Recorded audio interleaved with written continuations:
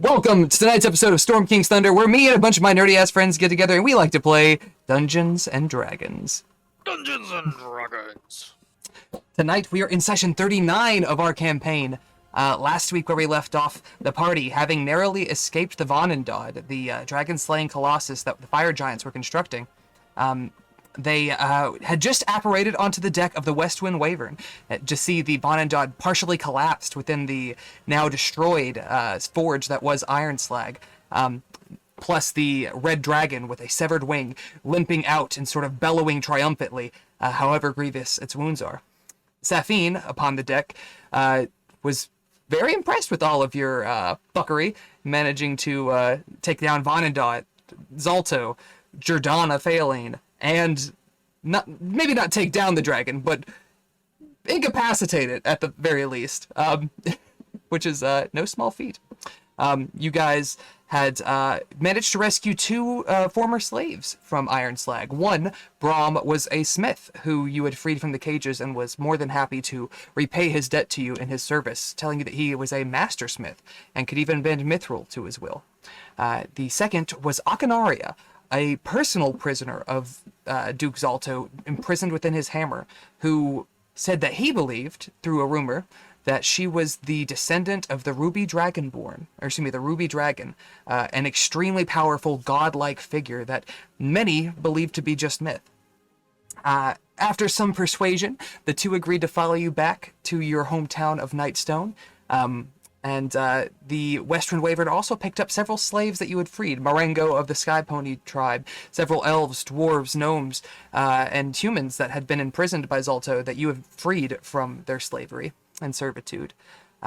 You set them all aboard the ship with plans to return them off, talked with some of the dwarves from Gauntlgrim, and returned the flask that contained Megara, the Dawn Titan, to them, and the understanding that they take much better care of it and guard it more closely than they had before, which the dwarf that you spoke to, not Edward, Edmund, graciously agreed to.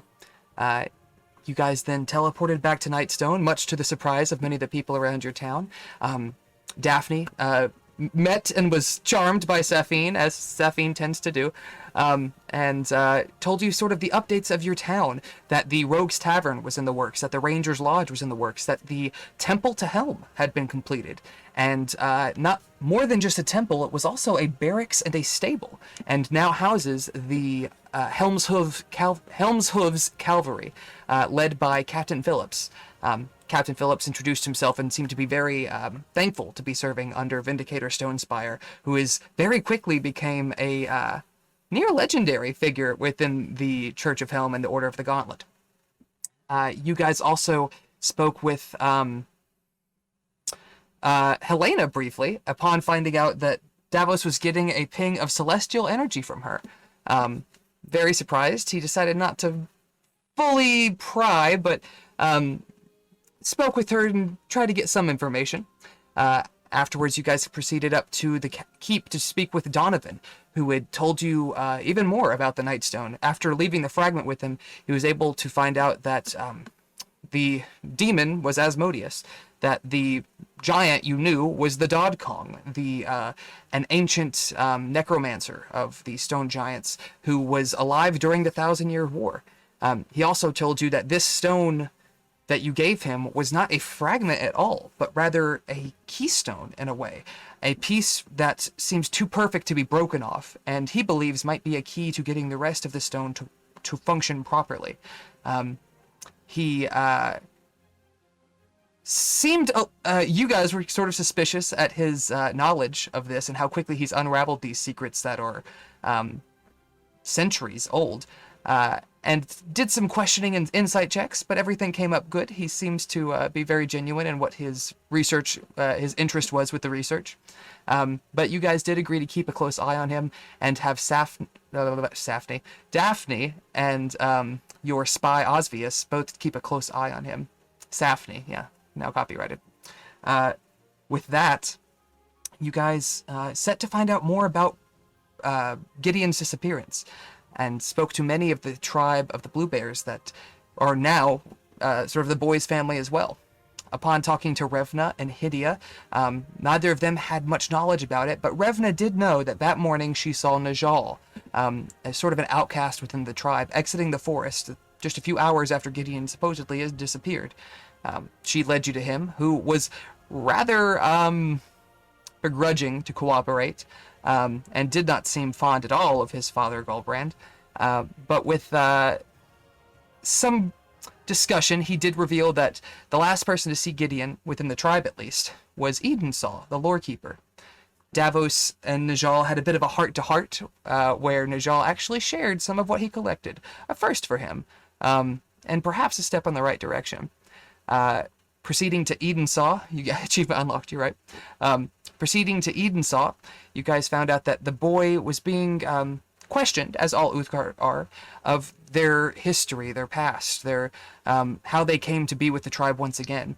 And Gideon seemed rather reluctant to do this. He once he got to a certain point where he was speaking of how he was released and how he felt something reach out to him and sort of say, if you are willing to do whatever it takes, that you can free all these people and avenge your mother. He, of course, saw no flaw with any of this and agreed wholeheartedly, at which point his cuffs had become uncuffed. He managed to slip out, and that is where you guys found him after fleeing the Iron Ring agents within the woods. Proceeding from there, you guys had the information, or Edensaw also gave you the information that he believed the boy's powers to be of outside influence, not something gained through study or through lineage, but something that seemed to be of another realm. He cautiously believed it might be Fey magic, as it's not uncommon, at least in the Uthgardt, and the human tribes as well, human cities, that Fey often come to children and either take them or touch them in a way that leaves an inkling of magic with them. And the Uthgardt, even more suspicious of the Fey than most, seem to point in this direction. Taking this knowledge in hand, you spoke again with Safine, who was able to tell you that at High Harvest, the fall equinox, that you'd be able to make your way in to the Feywilds via a nexus portal. You guys followed her into the misty forest, and within the towering sequoias and the sparse conifers, you ventured beyond where you had encountered and slew Valora, Venom of the Mist. You pushed deeper into the thick fog until visibility was limited to just a few feet away, and stumbled blindly forward, guided only by Safine and the gentle tug of the trinket that you now know to be a scale of Zafuhiri. After hours, you finally broke through the clearing, where the mist was thinner, and found a perfect ring of mushrooms, nearly identical to the ring you found around the first portal. The air shined and shimmered, and Safine told you that the portal was active. And then all of you, with your Phoenix and your dog Sirius in tow, stepped through the portal. That, my dudes, is where we're going to pick up tonight's session. Questions, comments, insults? Oh god, we took Sirius? Of course, he's a Feypo. I was going to say, Yeah. he's always with us, isn't he? It's just assumed, like, unless you say otherwise, that Sirius and Ember are always with you, yep. What You're was that, right, Greg? yeah. Because No, that's what I was going to say. So, fuck, I just forgot what I was going to ask. I want to ask if go ahead. Ember is Ember is born again. okay. Born again. He's Can a we- Christian. He's trying to convert you. He's left a Bible on your bedside table. No, Is he he- has. did It we has get been 3 Mezzo? days. We can say retroactively that you did, yes. So Ember was born that same day. He went from chick to adolescent. Now at this 24 points of life to give, and a little sturdier than before. I prepared some spells before all this. Can we say that I had collected said components before leaving? Of course. The Okay. only for spell components, you essentially have everything that you need. Except for like the- diamonds. And... Yes, if it has a money value next to it, like 500 gold worth of platinum or a diamond worth 250 gold, that you have to have because that's actually Yep. consumed with each spell. Now, can I pull that out of our coffers, or do I have to like make a point to be like, No, I'm taking this with me, or can I just be like, oh fuck, I really need these. Can I just take this out of our checking account? Like, yeah, you have some diamonds in your inventory. if there's something that you don't have, depending on what it Ask is, about it, I will from say there. you could have bought it in town. Okay. But I would say by next session, or by the next time you guys come out of the Feywild, which may not be next session, it may be the one after that. Yeah. You guys, at that point, if there's anything specific like that, you need to go ahead and buy it while you're in town. But for I these two gotcha. sessions, we'll give you a pass. Sweet. I can send you some stuff too, Spencer. That like, Mm. I know some spells that like is kind of thematically cool to have the component it wants, and that he's talking about that have a gold requirement. And I'll send you a couple of them. It's cool stuff. To Okay. buy. Sweet. Neat shit to get. Yeah. With that, my dudes, we're gonna go ahead and dive in. As you all well, I say you all, as Gulbrand, Davos, and Bergin step through the rift, your head swirls, and as your eyes adjust to the vivid intensity of the Feywild. Everything here seems oversaturated with color, beautifully detailed yet surreal. Birds with 2, 4, 6 wings fly overhead with long feathered tails that trail several feet behind them. Electric blue water holds fish with 3 heads. Dragonfly-sized dragons skim and dart quickly over the brook, and frogs with human faces croak, swelling the entire visage to an uncomfortably large scale. The air feels thicker, sweeter, almost like honey, and for a few moments it takes a while to adjust and feel like you're not walking through water or choking, that this air is breathable, just different. Warm afternoon light bathes the entire landscape in tones of gold, while a light breeze carries the whisper of a chill. Before you lies a path through this forest of spiral-trunked trees that shift through green, aqua, amber, and turquoise, their leaves alight with shades of yellow, orange, crimson, and deep purple. Sirius seems delighted, begins to roll on the verdant grass that seems to wrap and twist around your ankles, before he eagerly consumes mushrooms that shift through the entire spectrum of color, and so many that you've never seen before. A rush of movement draws your eyes, and you see a stag, not unlike Taliban's, but as it runs, the leaves that make up its fur burst into flames and leave a trail of golden fire behind it. Odd plants that billow in the breeze whisper to you as you pass. Flowers sing, rocks groan under your weight with each step. Odd insects that look like somewhere between a bee and a hummingbird zip rapidly about you. You are within the Feywild. Is there anything you would like to discuss before you venture forth? Devin, you're muted. He has to exit and re-enter. Davos, I will say, is like, bruh, I don't know what fucking Helena put in my goddamn tea this morning, but this is fucking trippy. Oh, special side note, Davos got laid in the last session. That's yeah, important. I That should make the Correct me if I'm headlights. wrong, like, I was super tired last session. Like, I only remember half of it. I rewatched the last half of the stuff that I missed. Mm-hmm. But, like, goddamn, was I useless. But, like, You I are was useless. gonna Shut the fuck up.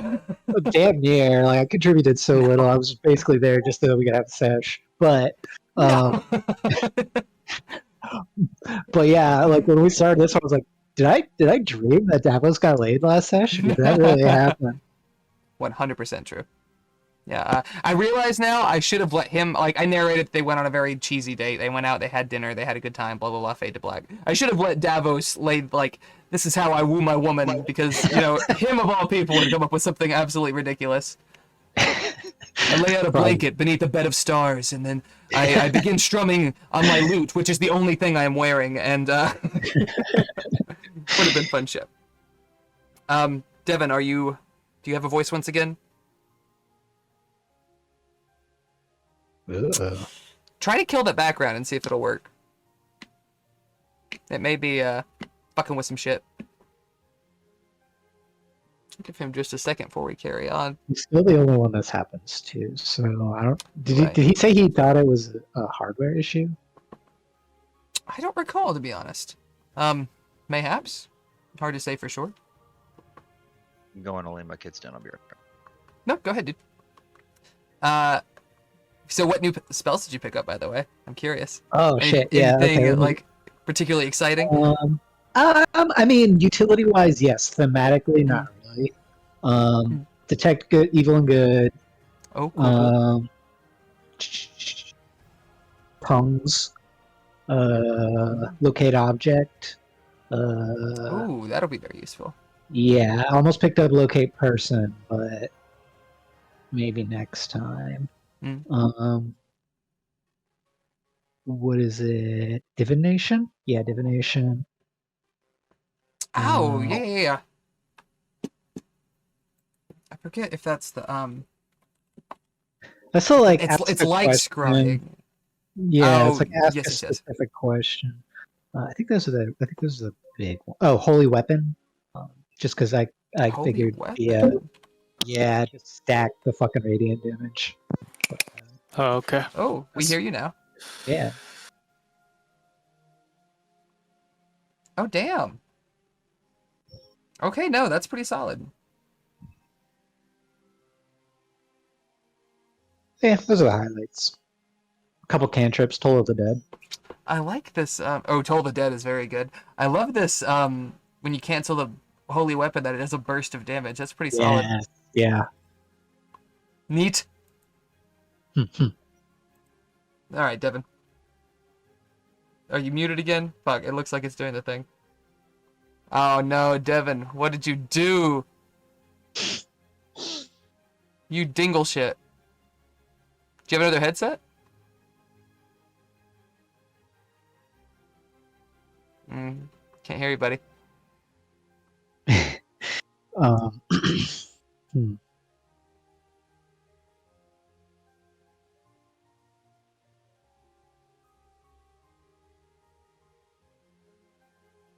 Ah! There's some genuine technical difficulties occurring. Between the two of you, I should figure it out. Go ahead. He's even tech savvy. That's probably one of the most What's- tech savvy in the group, and yet struggles to What's- have mic work. What's weird is that it's recognizing that you're trying to talk because your box is lighting up Yeah. green. It's like your Yes. mic isn't registering to. Yeah, the mic's not lighting up on the base, so I think it's a mic issue. Because normally it's either red or green. You sure? Okay. Did you say determine so. it was like a hardware issue last time? Like it wasn't like an issue with Discord or anything? It's something to do with. It was Discord. Is your audio input correct?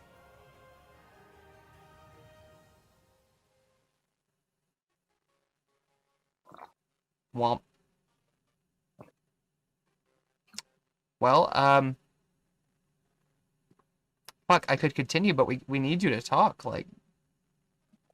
I need you to talk. I cannot. That would be the perfect trial by fire for Spencer. Have both Brandon and you like, all right, Spencer, you're the face of the party. Get out there, champ. Oh shit! Oh. Oh. Oh my god, that is terrifying. That is nightmare fuel, dude. Leave. I hail from the Dark Valley. Aw.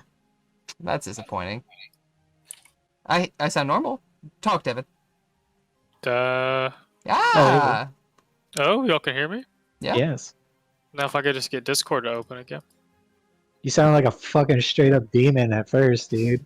I think it was playing us, just like It toned was so way down. Yeah. for some reason Discord was trying to open the chat in browser windows instead of just joining the chat. So it was trying to load like a fuck ton of browser windows at one time. And now I can't see Discord's icon. I can't get it to pull up. For some reason I can't even type in the windows. I don't know, what would you call that, Shit. Josh? You hit Windows and start typing? Like your search bar? Yeah, it searches through your Windows apps. Like it won't even search for me. I don't know if my Explorer. No. My, It seems to me like your computer's really mad. it is really mad. I don't know what's going on. How I'm gonna about restart. join on your phone, restart your computer, and you can try to jump back on. 10-4. You can also check, and sometimes it won't pop up immediately, but in Task Manager, sometimes even though it isn't visible, like the app is still running background yeah. processes you have to kill. So I killed it twice when I had problems earlier. But what was I gonna say? I can't even open Task Manager now. So yeah, so you can restart, I think. Yeah. Revive. Revivify.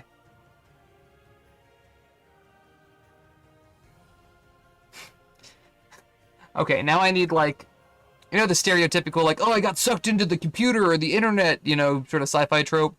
I need like that, but where you have to do that to kill like a program that's not operating correctly. Like, oh, god damn it! Like you grab your crossbow, grab a sword, sucked into the computer, have to go hunt it down. D&D Tron. I don't know. You just keep going. Like the weirdest Right. intro to a cyberpunk campaign ever. Got sucked into the computer. I went from medieval times to this weird future stuff. Devin, were you talking to us? Because I could barely hear you now. Yeah. You're echoey as a motherfucker, but let me jack you up. I'm trying to get y'all's audio off my phone. Gotcha. Yeah, I was gonna say you sound like you're on phone. Okay. Well, we'll carry on. After a few moments trying to collect yourselves and make out your surroundings, trying to decide if you should follow the trail before you or if you should try to venture into the wood itself, you realize that you're not alone. And emerging from the forest all around you are a half-dozen centaurs armed with bows, as well as satyrs armed with short swords. Now, you have all met Kolkar, but these centaurs seem alien by comparison. For one, each human head is crowned with a set of spiked antlers, with at least a dozen points on each rack. They are clad in cloaks of leaves, with several woven into their hair, and vibrant paints of oranges and yellows that mask their skin. And now you realize that their equestrian body is much more cervine, deer-like, and covered in dozens of painted handprints as well, making a mishmash of color, not unlike the autumnal forest around you. Without lowering their bows, one centaur steps forward, her front leg missing, and instead replacing it is one carved from lumber and wrapped in living vines that cling and coil around her torso and chest. Dark eyes, with no whites, stare down at you. Long pointed ears that go impossibly far behind her thick, braided dreadlocks, which weave into the vines that act as her clothing. She doesn't lower her bow as she speaks. You have no right to be here within the Feywild. Who dares trespass in the domicile of the Autumn Queen? You're only visiting. We're only passing through. We mean you no harm. We're looking for a kid. We're I'm here to Mervin. retrieve some things. One more time. Devin, one more time, Devin. We're here to retrieve some things. And you would be? Goldberg. Bergen. Goldbergen confirmed. Goldberg. Goldbrand Bergen. One more time. I'm making fun. That's a Starkeeper. Goldbrand Starkeeper. And you, Bergen, have you a title? Stone Spur. Stone Spur? Davos. Actually, I'm going to do one thing. We'll say even. It is even. Davos introduces himself as Davy. Gives a fake name. How she, y'all made it 5 minutes in and gave your real name. Congratulations. So she will lower her bow slightly. How did you get here? Your kind have not walked these woods in centuries. Unprocessed. Through Devin Fry. desperate means. Because it really matters how we got here. If you just want us gone, let us do what we came to do. And how do you plan to return home? I'll figure it out when I get there. Damn it. We always do this. / kill first, ask questions later. Very unwise strategy. I never said that. Don't God, put this is words in my hard. mouth. You have no plan to get home. You just seek to get what you came for and kill everything that stands in your way. Am I incorrect?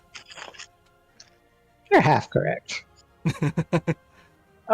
Half-truths. My specialty. It's We're really just really here more to of a, banter.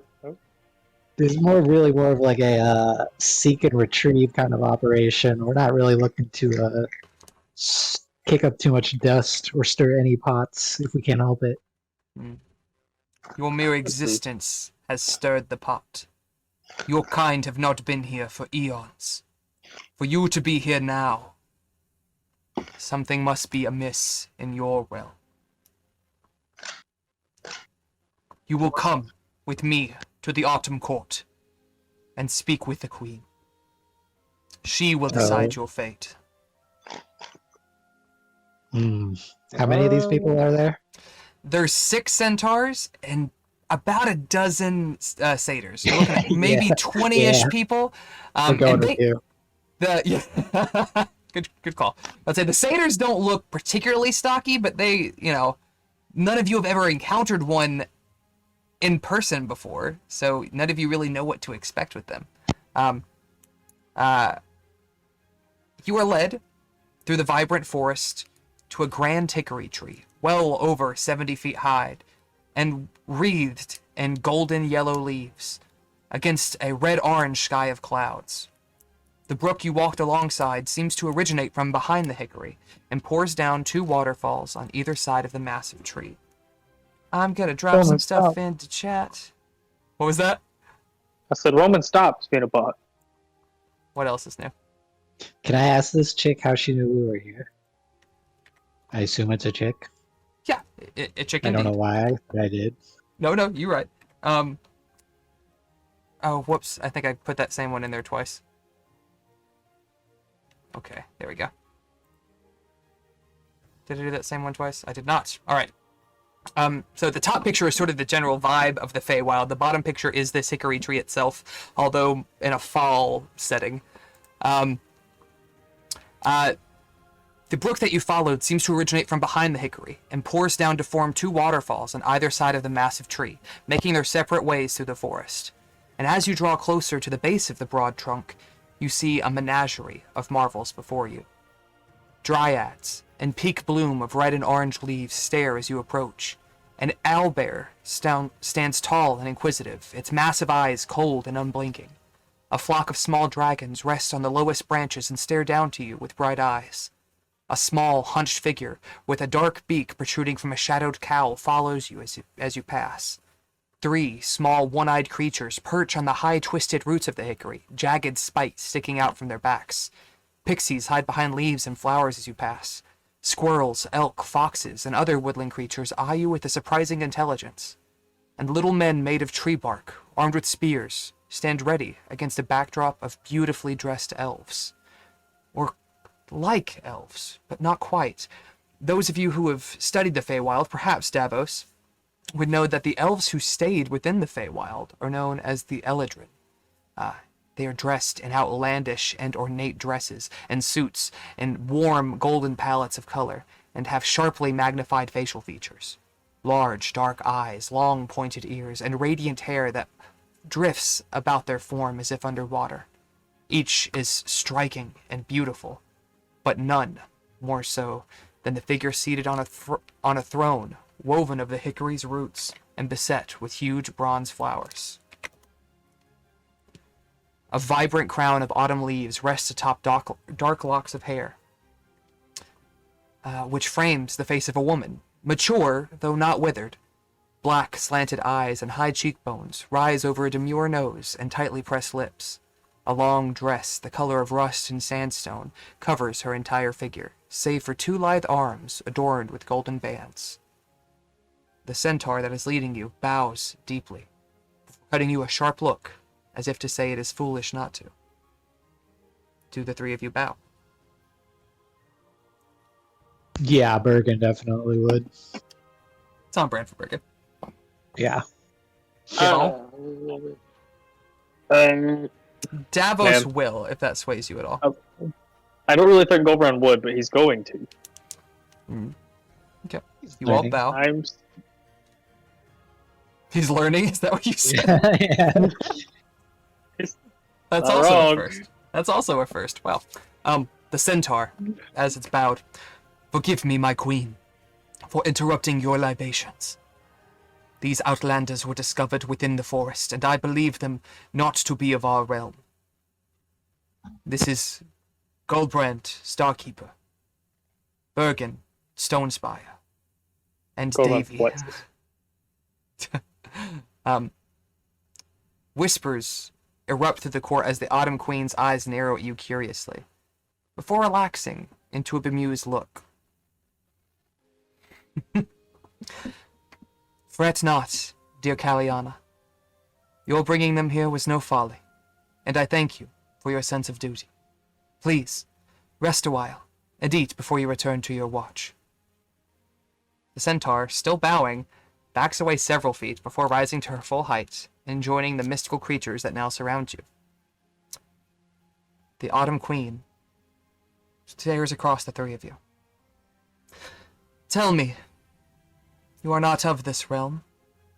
How did you find your way here? And please, spare no detail.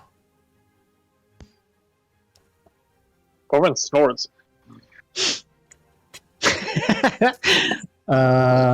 Yeah, I'm not so sure I can explain it.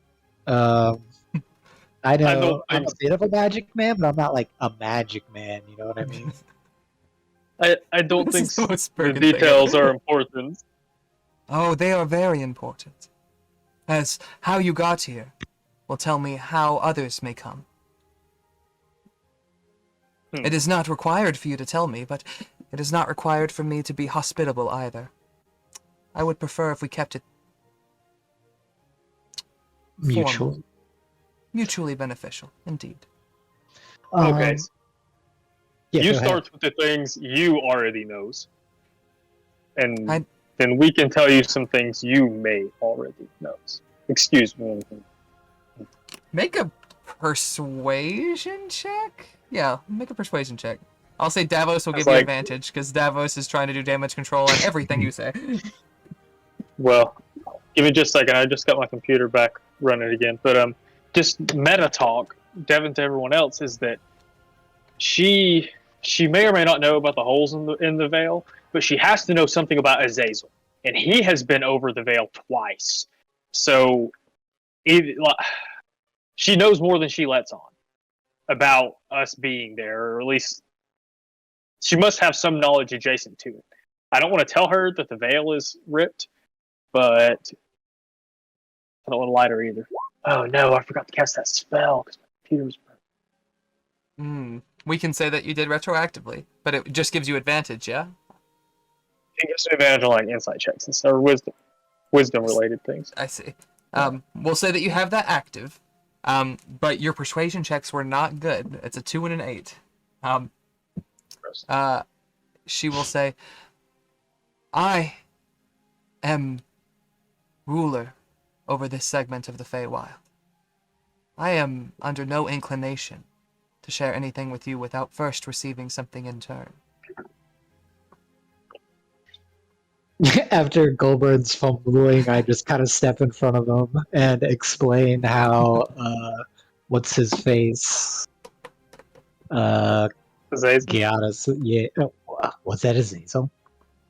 I'm sorry, I was like, It was That was the Safine who transported you across right, that's what I thought. your current Okay. time. Yeah, Azazel is one you've known to have come from the Feywild before. Right. And okay. Did somebody teach Davos how to do this or just something similar to this? So, he learned Dimension Door, which is like not a short range, but it's a teleport that doesn't go anywhere, but I think it's like 500 feet. It's pretty good ways. Okay.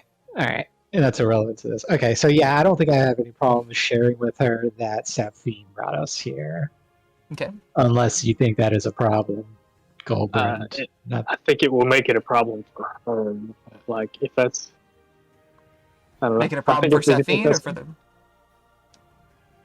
I don't know that will necessarily turn her against us, but it will make it a problem for Safine, is my opinion.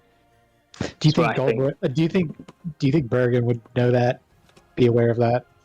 I don't know. I think that's up to you. I don't think he would. So I mean, I think I would just kind of see that. I think Bergen would see that Goldberg was kind of fumbling with that persuasion Mhm. and kind of step in front and just come clean because that's kind of That's a very Bergen's Bergen thing to motto. do. He just comes clean. This is what we're doing. You say the name Safine, and the court sort of erupts in small whispers and chatter. I might have known. Figures if anyone were to know a back way into the Feywild, it would be her. It's all for a good cause. Promise you. And what would that cause be? To retrieve the spawn of this here fellow. Jeez, I don't even know what to call. Spawn is accurate, at least. And you believe he is here?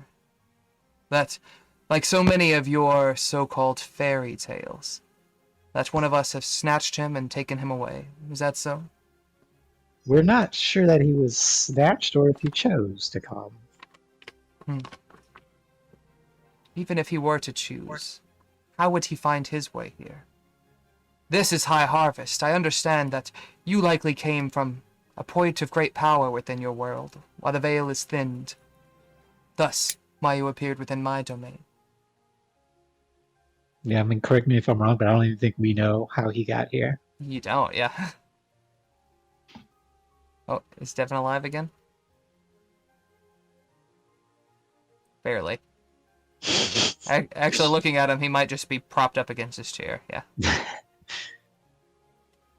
Devin wishes. Oh? Did y'all get that one? Yes. Yes. Oh, yes. And now you're loud as fuck, so let me fix that. Okay. Oh, no! Again? You get a solid 8 seconds of audio. Alright, while he's fucking around with that, tell me, what is this boy's name? Or this spawn's name? I don't think he specified for it. We first met him as 285. Yeah, 285? Or was it? No, that's right. Okay. An odd name. But we've come. He's since become known as Gideon. I'm afraid I do not know where this spawn lies. But I do not like uninvited guests within my court. I cannot simply set you free. For who knows Chaperone what mischief... What? Chaperone us. she laughs as well to many of the Eladrin. This is the peak of my existence. This very time where the sun is at the perfect distance, the moon is in full orbit, and I can bask in the glory that is fall, autumn, the withering. I will not waste this precious time on playing chaperone.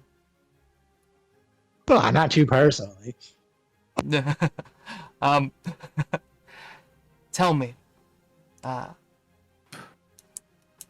is this your first time here? Are we the first Fae that you have met? I don't know if you're the first Fae I've ever met, but this is definitely my first time here. One has tried to kill us twice. Her eyebrows raise. Oh. A most peculiar bit of information without any story. Pray tell, who was this sinister creature? So sorry, I'm processing everything we know about him. We are told he is called Azazel's. We know virtually nothing besides that. Before you even finish, you say Azazel, and again, even louder, the whispers and chatter of the court. Everyone, seems much more on edge by this. Even the Fey Queen, she clutches her throne a little tighter as she stands. And you realize that the golden and bronze leaves that were behind her are not leaves at all, but rather her wings. Several of them. 8, 10 that you can see. Azazel is a force that we do not associate with. I want nothing... Go ahead. Oh no! Devin, stop it! Hey, keep your video on, use your phone audio? Is that a thing? Or no, because it won't let you in the chat. The phone audio is so bad. It's crummy, yeah. If you use your headset on the phone, and use your phone audio? Does it work there? If his phone has a headphone jack. If not, you better have a dongle. Wireless speakers. Fuckers. So we know Goldbrand said that is something we have in common. She goes, if you are a foe of Azazel's, then your being here makes me at fault by association. I have played the game of courtship for eons with the Winter Queen and done my best to stay out of her poor graces. I will not allow you to throw that away. You must leave at once. And she begins to, she points her hand. But as she does, the smaller, dark figure with a black beak that had a hooded cowl speaks. And what it says is in a voice you recognize. My name isn't Boy, it's Gideon. You all turn to this raven-like creature that continues. You'd be wise to keep that to yourself around here, son. In a voice that you recognize as Gideon and Azazel. Where are you taking me? It continues. To fulfill your promise. Help you do right by your mother. And how am I gonna do that? You're gonna do whatever the Winter Queen says, boy. Now move it. I want to go back. I'm sorry, but I can't stay. Oh, that was a one-way ticket, son. And if you don't pay what's owed, you'll never leave this place. The Queen, her eyes return to you after looking at the creature. Azazel returned to this realm some time ago. He was not alone. I do not know where they went other than the Winter Wilds, but I cannot have you stay here. Devin, are you still dead? Okay, she won't ask Goldbrand a question. She begins to dismiss you, and some of the centaurs begin to sort of gather information around you before a sound comes from above. My queen, perhaps there is a way that these adventurers can help us with Urza. You all look up to see that this colossal hickory tree is actually a Trent looking down upon you. Branches that reach out 50, 60, 70 feet. His eyes focus in, and he's not here. God damn it. His eyes focus in on the absence where Goldbrand was just 30 seconds ago, I swear. Oi. That dimension door is a tricky spell, I don't know. Just poofing in and out of existence all over the place. It's wild. T-Bone! I wonder if a call would be better audio, but I doubt it. So weird that it only happens when he turns on his camera. Like, I've never... It doesn't make any sense. No, not at all, yeah. I'm wondering if his camera has an audio port that he might be able to use in place of his headset. Ooh, good thought. I know mine does, but... Devin, you are muffled, not muted. Which means you can't hear what I just said. You bitch.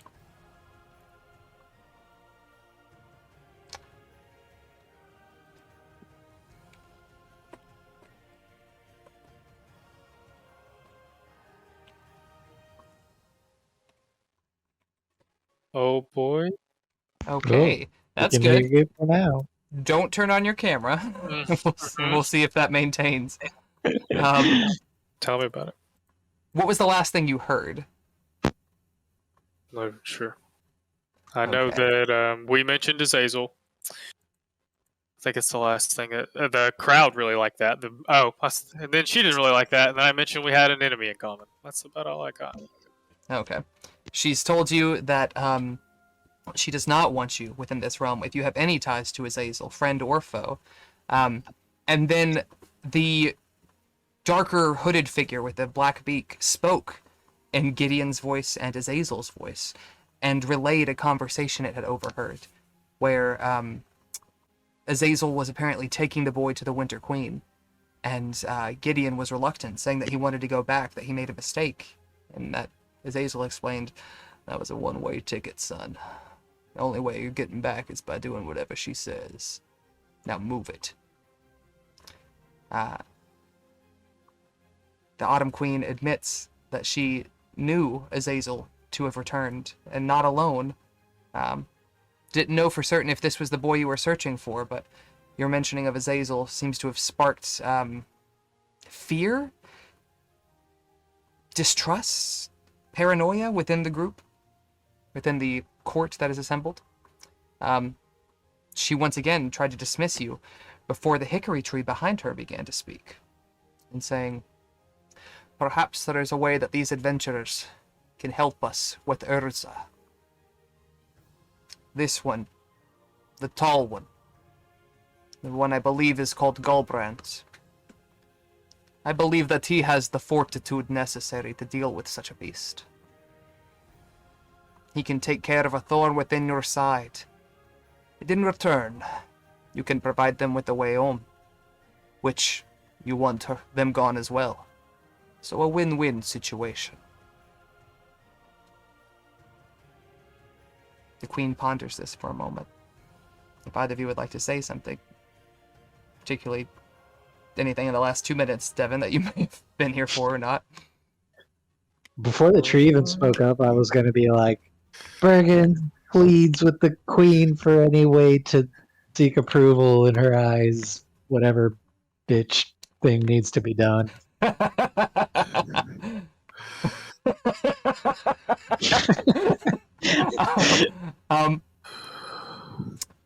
We'll say that Bergen adds to such sentiment, more or less. Maybe not bitch thing needs to be done, but yeah, yeah. No, I I wasn't got gonna you. say he says all that, but like, if that was said, like, yeah, we're down, I'm down, Bergen's down anyway. What is in Urza's? You just need us to kill somethings?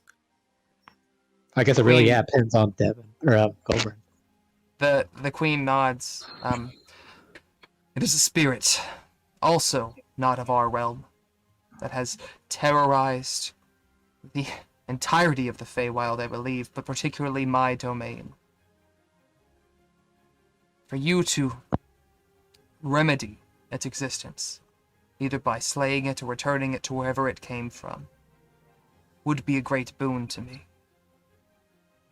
And in return, I will return you and whatever strays you pick up along the way back to your home realm. So we're on our own to get the boys back. She shakes her head. I will make no move against the Winter Queen, especially not against Azazel. He is a spiteful thing, and damn near impossible to slay.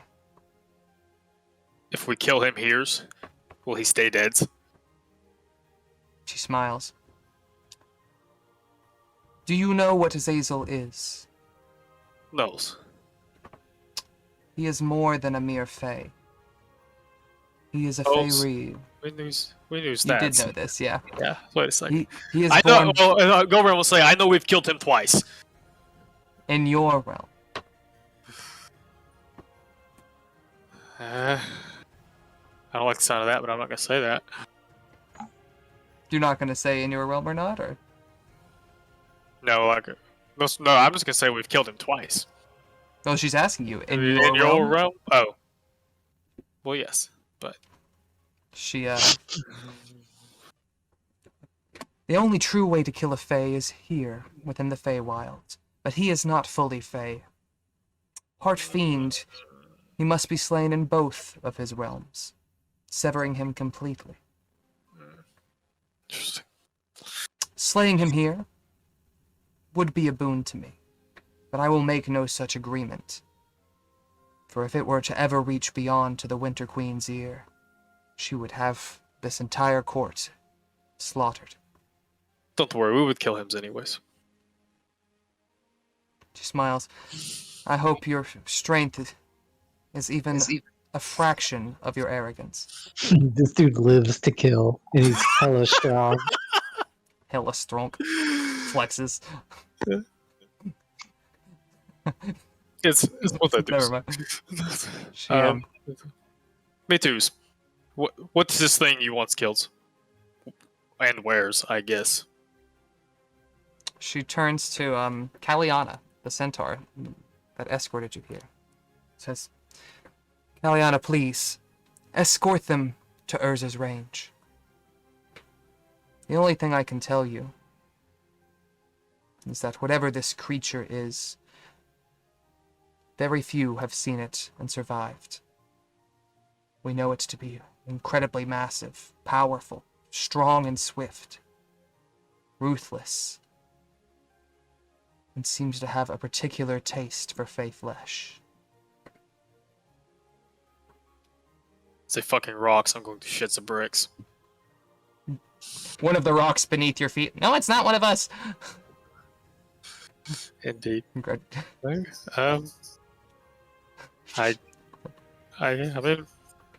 I don't know if there's anything else I want to ask her. I guess we'll go kill this thing if it's going to get us out of here. We have to...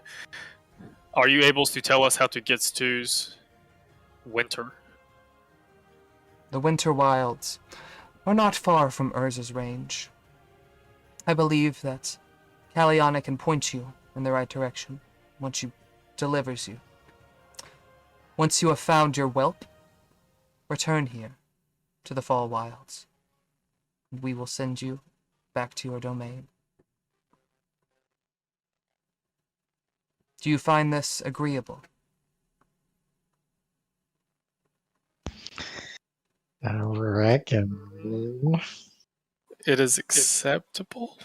Maybe Maybe he would just say acceptables. She smiles, not sinisterly, but seemingly pleased with herself. As a promise has been made within the Feywild.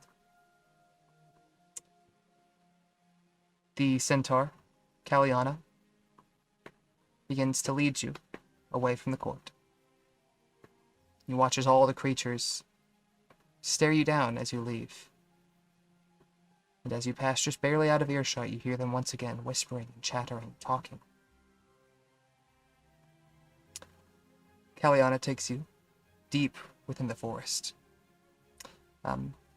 BERGIN, there was something you asked earlier that I did not answer, and I apologize. I think we got a couple of things going on. What was that question? Shit. I think something about... Not that important, apparently. Yeah, I can't remember. I think it was how they found you, or how Oh, they knew you were there. Yeah. She will say, we know these woods well, and keep a good watch over our territory, particularly that area around the Fall Court. If something were to make their way into the court on High Harvest, the Queen would more likely than not make short work of them. So we just blipped in super close to this super important area. She says, it is currently High Harvest, where your world is at its peak of autumn. If I had to, judging by what the Fey Queen said, I'm doing the Fey Queen's voice, but judging by what the Fey Queen said, you only managed to come through a portal in an area where the realms were thinned, the barriers of your world less strong, perhaps even absent entirely. Do you know of any such thing, weakening the walls between? Maybe. I don't know. What's it worth to you? You start to say you start to say maybe. Oh, wow, that's ambiguous, isn't it? You start to say maybe, but you find that you can't. Oh. You're tripping up on it because you don't maybe know. You do know. You start to say maybe, and your voice catches. Not unnoticed to Kalianna. You will find secrets difficult to keep here, Stonespire. It does not matter what we Interesting. know about it. What would that information be worth here in this place? To know how to traverse back to the realm that you call Feywild would be a great boon to our people. Mm-hmm. Centuries ago, we passed through the barrier, as one might travel from city to city in your realm, to collect goods, information, to acquire things that you cannot within your own home. This wouldn't be a bane to us, would it? With my Bane to you, bane to us. Yes. With my people, no. With the Winter Queen, it very well could be. The Autumn Queen is not malicious. She does not seek ruthless destruction. Shouldn't we be concerned about, like, if we do share this information with you, what if she does get all uppity one day and takes y'all over, then we got something to worry about. He makes a good point. The Fey realm is all about balance. The four queens rule in harmony, more or less. If one grows aggressive, the other three will put her down. Plain and simple. And while one queen may be more powerful at a certain time of year, or with certain forces at her disposal, the other three will always prove insurmountable to them. This war of attrition has kept us at bay since the dawn of time. Hope it's never 3-on-1. I think that's how it works. How many are there? Well, There's 4? Yeah. There's 4, yeah. I think what Spencer's saying is, I hope the 3 don't decide, hey, let's get rid of this one bitch, and then fuck her over. Let's see. Like, without provocation, I believe. See. Well, doesn't matter between those methods. Where is this thing True. sending these kills? This way. She continues down the forest. I was planning to cut to Pandora, Ark, Orin, Z, and Tabitha, but since that's not happening, we'll do a slight edit. Fuck with time a little bit. No, I've got a better idea. Let me skip all this. As you continue your conversation, making your way deeper and deeper and deeper within the Feywild, you begin to hear something. Trees falling? No, more steady than that. Something heavier? Your stomach knots as it dawns on you that it's the steady beat of a creature running, an immense creature, or the forest being torn in its wake. Kalianna grows pale and turns to you, says, "He who bears walks among us. Fight well, Outlanders. It very well may be your last." She races down the path from whence she came. Alright, I dropped you off. Your problem now. Oh, is this the thing we're like killing? Or like that one? You brace yourself for the impact. I copy an image into your chat. Give me 1 second. Luke.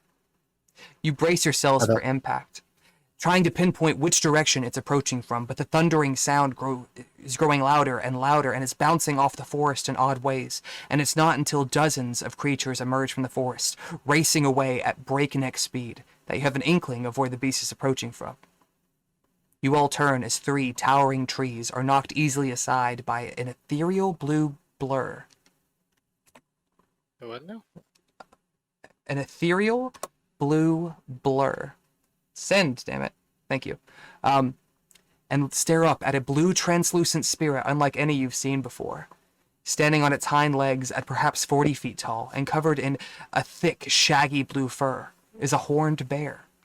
Atop its head is a great pair of antlers, reaching up another 20 feet at least, and beset with countless runes that make their way across every single inch of the ivory, of its ivory crown. Teeth like broadswords, claws like great axes, two glowing white eyes stare into that pierce into your own and send chills down your spine. It roars fearsomely, bellowing with such force that you have to try to keep your footing as the beast charges you. Holy fucks. I can't wait to tell Griselda's about this. So the top image is like what it looks like structurally. The ethereal blue bear at the bottom is sort of what it's made up of rather than physical flesh and blood. And with that... Oh, no, don't delete. My bad. Whoops. Okay. Whew.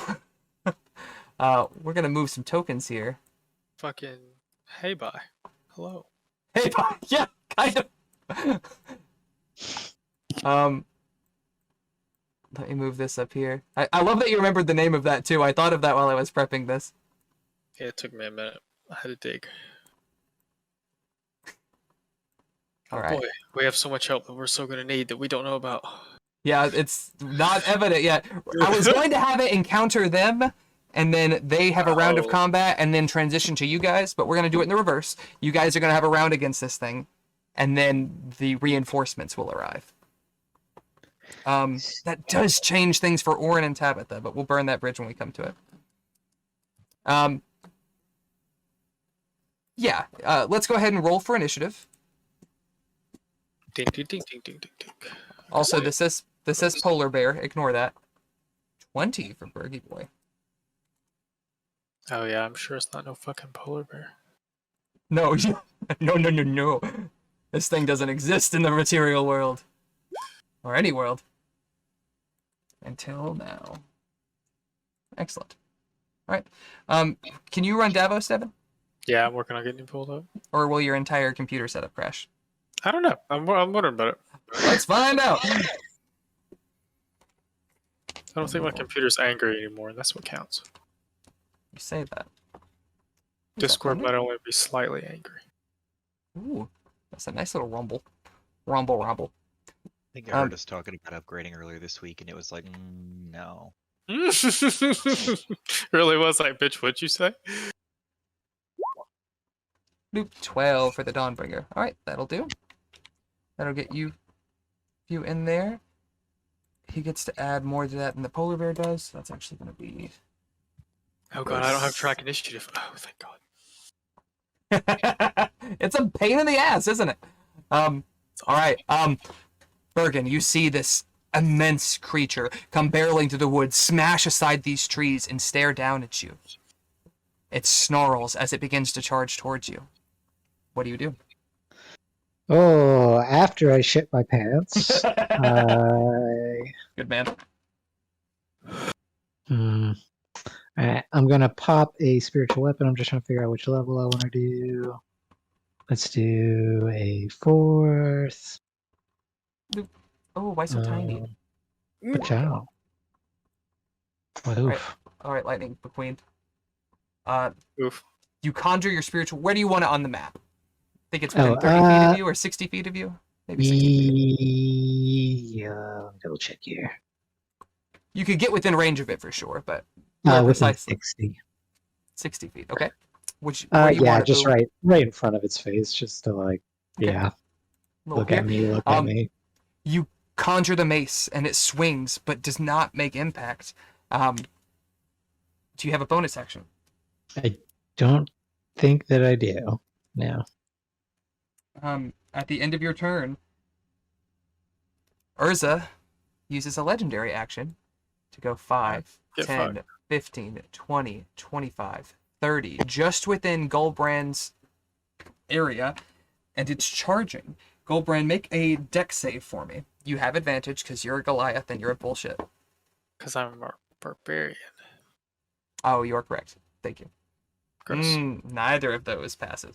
So you are now knocked prone by this immense beast as it goes to your turn. Yay! What do you Just do? not prone, right? So I can just get back up. Just prone, yeah. I use half my movement speed to get up. I will Fantastic. go ahead and rage since it's all up on my Bonus shit. extra H.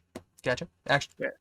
And I guess for shits and giggles, Golbrand, and I forgot to narrate this, but Golbrand is carrying both his axe and the scythe that we took from Jasper. So he will reach back, grab the scythe, since I'm already attuned to it, and just start.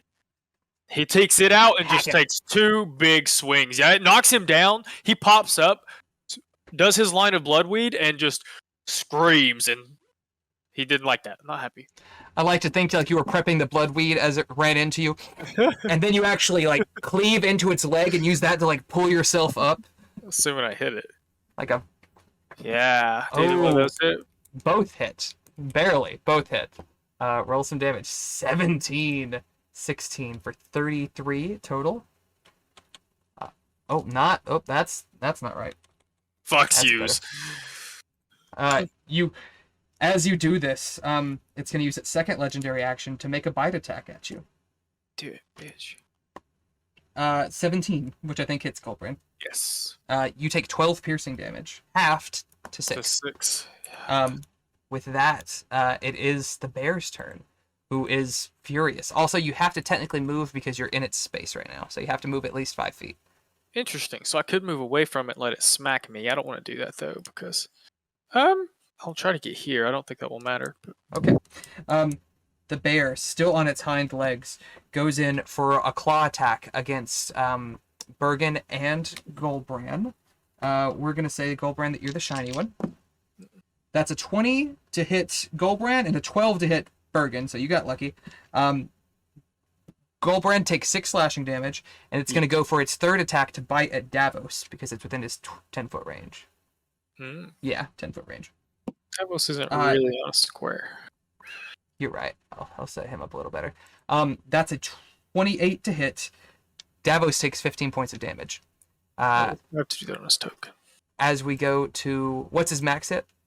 It's 76. I'm putting it on the token now. Okay, so that'd be 61. Boop. As it goes to Davos. Davos, not really like that. I like to think Davos has some kind of smart-ass remark about what we just got ourselves into that I can't, Accurate. Not my thing. So does that mean if he backs away, it's gonna smack him? Quite possibly. You don't know. And it just rolled a 28. It was able to reach him. It stands to reason. It didn't swat you when you moved away, so you didn't leave its range. That's meta, but you know. Okay. Davos is going to cast... I thought he had Shield of Faith. Yes, Davos is going to cast Shield of Faith on himself. Extra 2 AC. What's that put him at? 21? Yes, sir. Yes, sir. 21. Yes, sir. Yes, sir. And then he will go ahead and take... Is that concentration? It is. Boom. Okay. He'll take a step back. Let it do its thing. It is Oh, no, it's not, is it? It does get its reaction attack, or excuse me, it's an opportunity attack. Okay.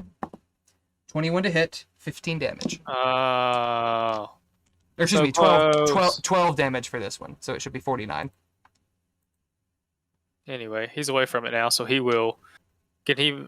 Those 10, 15? Can he get up there with 15? Is that super high? He's just trying to get up kind of... It's a little elevated. I'll say he'll use an extra 10 feet to get up there, but...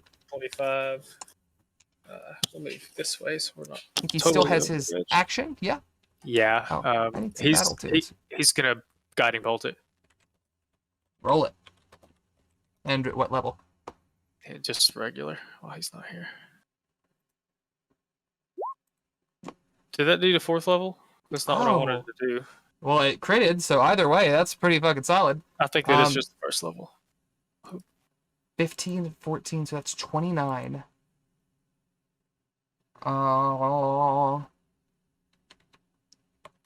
think that's right. And the next person that hit it has advantage. I'll give him a little glowy thingy. I mean, how could they fucking miss this goddamn enormous thing? But that's all right. As we do that, we're actually going to go ahead and take our break. I'm going to message Barb and Ben and see when they're going to be on. But let's go ahead and take 10-ish, and we'll hop back into it. Heard. Devin, don't break while we're gone. No promises. The other day I was messaging him because he was trying to get you guys access to that GitLab repository. Or Yeah, whatever. that's my fault. I caused that. He was like, anything to help those guys out, and I was like, what would really help those guys out? I was like, you guys should fix the bugs in the core functions of the platform. And he kind of laughed, and he was like, that's a bigger ass than you even understand. I'm sure. I bet it's spaghetti code all the way around. It's incredible. Yeah, it's okay. Oh, it's okay. Maybe I'll get to jump softwares eventually. That seems pretty common. I'll tell you, everybody says you want to get off CSI, but you want to get off CA. That's what you want to do. You should try to get to the SMB side of things if you can, dude. Like Zen Planner, that's where it's at, man. Jeff seems like his job. Little Is inside Jeff- pro tip. Jeff on Simpler? Jeff is over nonprofit specifically now. I see. Joey just bunching away, listening to nerd talk. I'm glad you Yeah. weren't here for the. We went real technical there for a second. I mean, I just want to say, as an Italian with ADHD, I feel like my brain runs on spaghetti code. So that's just all I wanted to say. That's my contribution. Before that, we were talking about hardware and stuff. And that stuff's rough. I caught a tail end of it. That was honestly great on so many levels. What, the hardware talk? No, this fact that you talked about being Italian and your brain running on spaghetti code. He's still I mean, stuck no, with it's- spaghetti code. Accurate. Like 3 levels mean- deep pun. I appreciated it. You're welcome. That's what I do. And now that's what you do too. Well, with us anyway. Imagine you've been doing it for a minute. Yeah, something about becoming a dad. I don't know. The worst of you comes out. Bruh, no, it's ridiculous. I refuse. I would rather die. Oh, it's just wait, Devin. It's gonna happen. It's coming. Yeah. If you're coming, it's coming. Okay, sorry. Also, bad joke of the day. You're welcome. You're full of them. Accurate, yeah. Yazzie once too said she would never have kids when I first met her. No, Now she not has kids. I just won't two make fucking kids. dad jokes. Oh. Because you're not quick enough. I'm sorry, friend. That's the prerequisite banning But you from he's it. right. Of course I am. You didn't have to be so right. Now y'all don't get the worst of it. Like I'll send Devin snaps all throughout the day just saying stupid fucking shit. But typically it flows back and forth. No, I don't know. As I said, we talk about D&D more than anything. It is like, I don't know. Yeah. It is. Dad jokes are an art nowadays. Oh yeah. It's true. I hate it. There's that sweet spot between like just like absolutely groan worthy and like 2 on the Yeah. nose. You've got to get right in that little little Right. margin. Devin eating popcorn, I'm guessing? Because Devin's always eating popcorn. Yep. Called it. I was gonna try to wait for Burb. It's been 15 minutes. They might not even have left yet. I don't know why Ben thinks that he's going to get out of work before 10 o'clock on a Friday night at a restaurant. No, yeah. I think, I don't know. Especially How do where you- they're at. How do the 3 of you feel about going from like 10 to 1 instead? Eastern time, I should say. Oh, I mean, I can only really play like on the weekends. I can only play up till like midnight because I got to be up at 7. So That do suck. midnight's pretty much my deadline. I could play, but I had to tap out at midnight. I mean, I don't care if you guys go on That's not without me. fun. I can catch the rest like when you upload it or whatever. But That's not fun to have you missing out of it. I don't know. We'll talk with Ben and Burb and percolate on that a little bit. Speaking of percolate, I should smoke. Oh, wait. I thought I of can- coffee. We are not the same people. Accurate. What was that, Josh? I was just gonna say I'm flexible. I generally can work in whatever. Tonight went better than I thought it would. I expected my kids to like dogpile me and want to sit in my lap and be like, "There are people on a camera. Let me observe." Let me observe, Father. But They hear our boring ass jokes and then they're like, eh. Yeah, no, I put everything through the headset. I would not allow them. okay, I was gonna say like they can't hear the awful things we say, right? That's fair. I would not. Yeah, no. Because we are terrible people. Oh, yeah. Through and through, down to the bone. I'm I'm going to play no matter what time because I have a problem. No, yeah, I loved your frightened Oh. face on the 10 to 1 Yeah. post. But it's so I don't know if I would always be able to stay up till 1. I usually do my program assignments on Saturday mornings, and one night we stayed up early. That was real rough the next day. Took me a By while stayed up longer. real late, do you mean like 12:15? Like 1:30 or 2. No! Did we? I mean, like, I probably would have went to sleep at 2 after getting. This was one of the nights I dungeon mastered, probably. I see. Yeah, there was Oh. that one shot. That one night we did stay up until like probably 1:30 your time. You're right, playing, yeah. And we wrapped up after that. Because you and me talked after that, I think. So it was like 2 or a little after my time when I went to bed. The next day, that was rough. It took me way too long to do the assignment. But you know, most of the time, I'm going to be here because I have a problem. I wonder if Barb can hop on chat while waiting for Ben.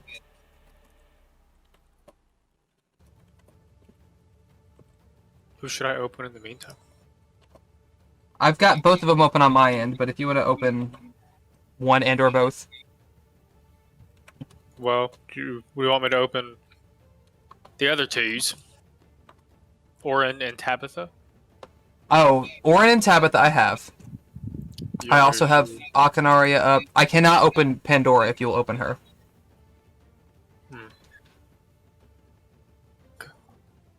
Complexities of having to run that many characters. So fun! Yeah, at least doable. You can't. She just never moved it. Yeah, it's still in Dead Space technically. It's not even active in that campaign, I think. Let's see. Haircut is itchy. Do you want to take a shower? I mean, I got home, had to take care of my sick kid, and then am here. So I probably will after this or tomorrow morning. I could never not. You can never get a haircut, Devin. I don't see Pandora on here. Fucking Samson. Yeah, I Is haven't it seen a barber. Strahd Souls? She's not in there either. She's exported it out and just never imported it back in. Oh! Well, fuck me then. Because I don't see her anywhere. Hmm. Well, damn! I didn't account for this. I thought they'd be here by 10-ish, maybe 10:30.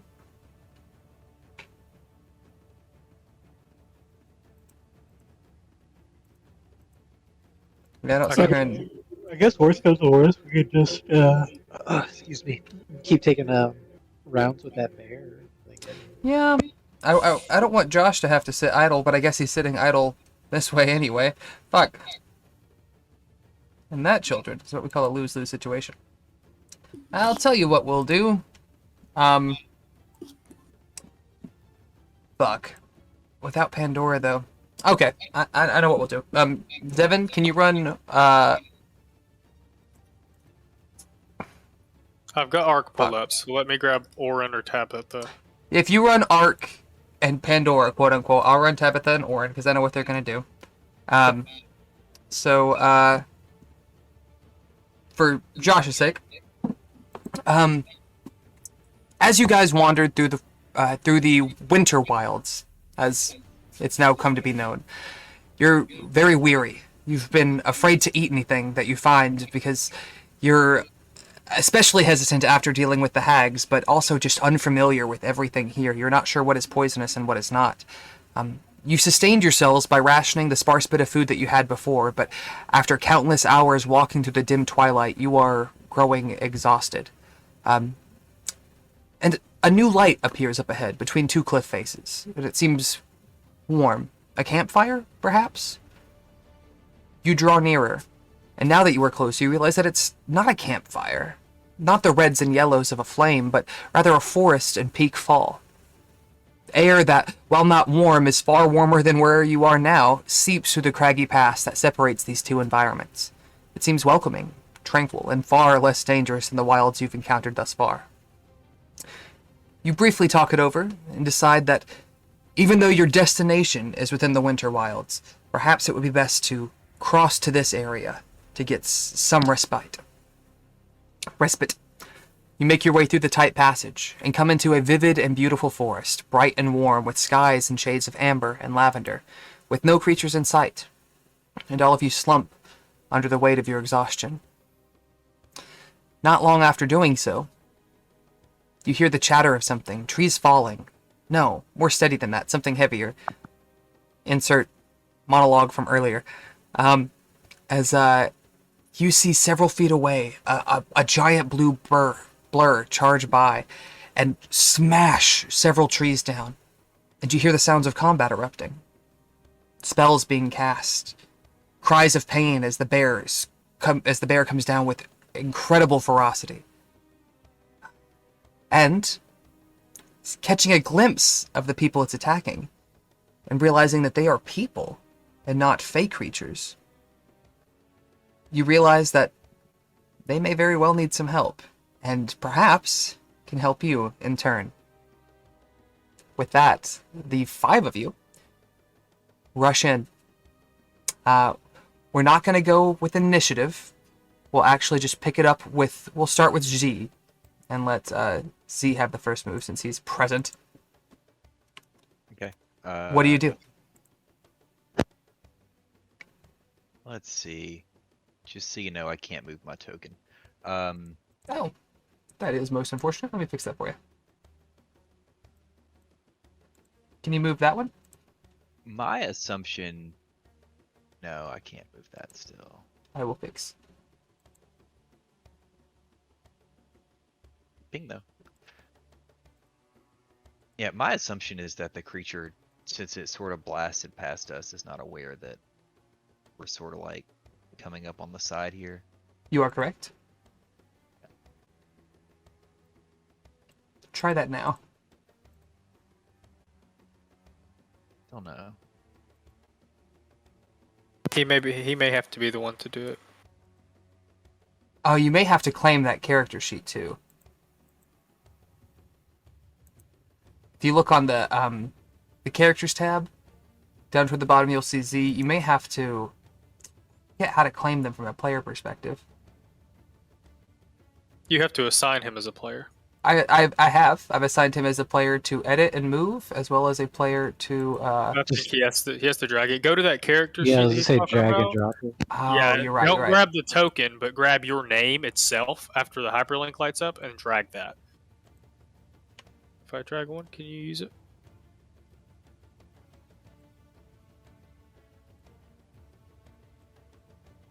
So this one down here, no. And I tried to take... You talking about a token in the lower left? Like if I grab that and try to move it? No, Not the lower left. Yeah, top right-hand corner, a little newspaper icon says journal, Yes, okay. and then go down to the very bottom. Your character sheet is there. That's your roll There 20 we go. character. There we go. Grab that name and drag it. Got it. You got it. All right.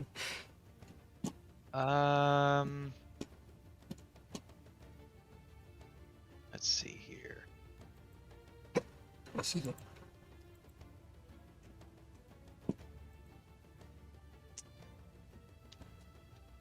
I think, you know what? I'm just gonna go in sort of full bore here. Full bore. It's a wonderful yeah. pun considering your icon. And I think I'm gonna use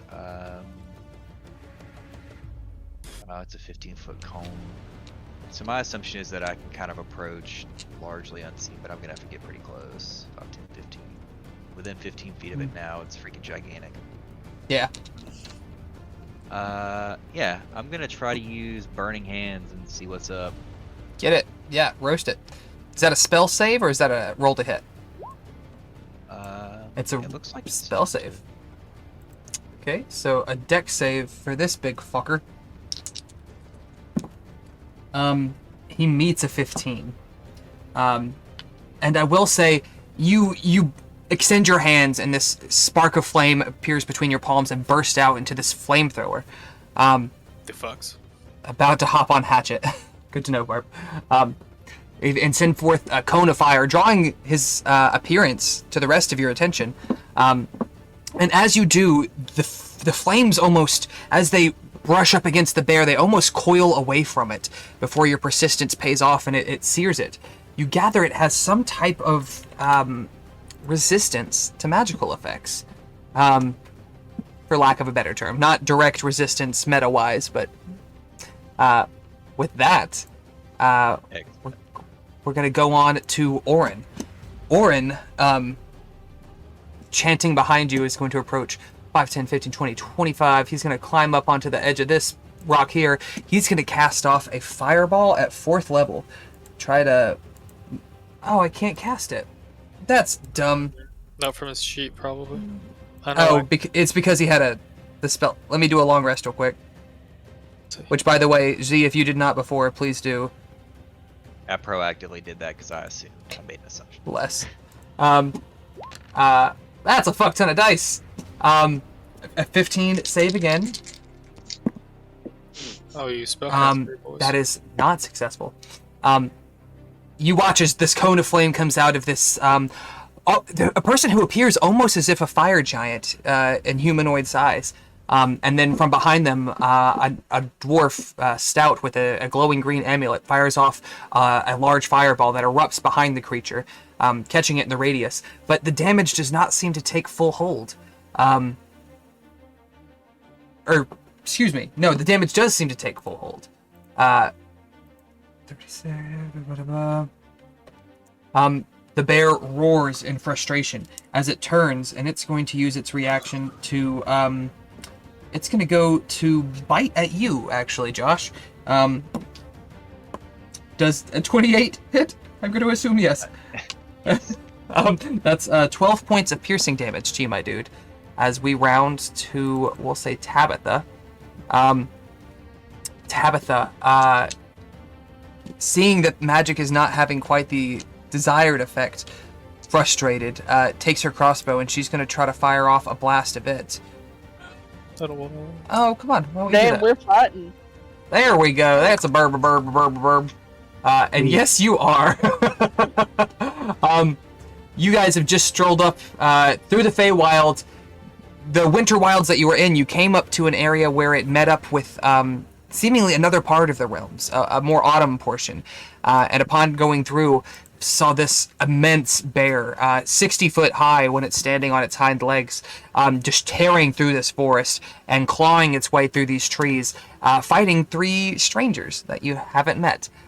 But seeing that they seem to be humanoid as well and not of this realm, hoping that perhaps they can help you in your endeavors, you jump into the fray. Z and Orin have just blasted off some fire magic, which has been sort of difficult to take hold, but is doing some damage. And Tabitha has just fired off a bit of her crossbow, which also does not seem to do quite as much as she wanted it to. It seems it has a resistance to non-magic weapons. Yeah. And with that, we're going to go ahead and go to you two. Oh, damn, I haven't even pulled up my character sheet. Perfect. Ark, I do have yours up if you want to, if you would like to swing. Swing. Well, yeah, might as well. All right. 5, 10, 15, 20, 25, 30. What's your movement speed? 30. You're a little far away, but you're close enough to do your breath weapon with its telekinetic thing. I don't know if you have any other ranged abilities, but... Nah, it's my only ranged one right now, so I think that's good a move as any. Okay. You could also do your action surge if you wanted to get another round after this, but I'll leave that up to you. I'll go ahead and do the breath weapon. Yeah, Your- we'll just get it for now. You may want to save that in case this is the only fight we have today. In case. You would like that, wouldn't you? What save does it have to make? In case Uh, Cobra eight. starts another fight today. 8 plus your con plus proficiency, so 12 plus 3, 15. Oh no, with a plus 3. Your breath does wash over it, but you watch as the part of the flames that would make full contact seem to curve away from it, having some type of aversion to magic. Dicks. No, yeah, bag of them. Pandora, what do you do?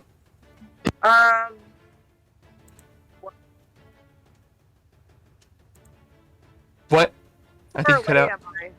You are probably about 50-ish feet right now. Okay, so because I would just try and shoot it from afar and get too close. Okay.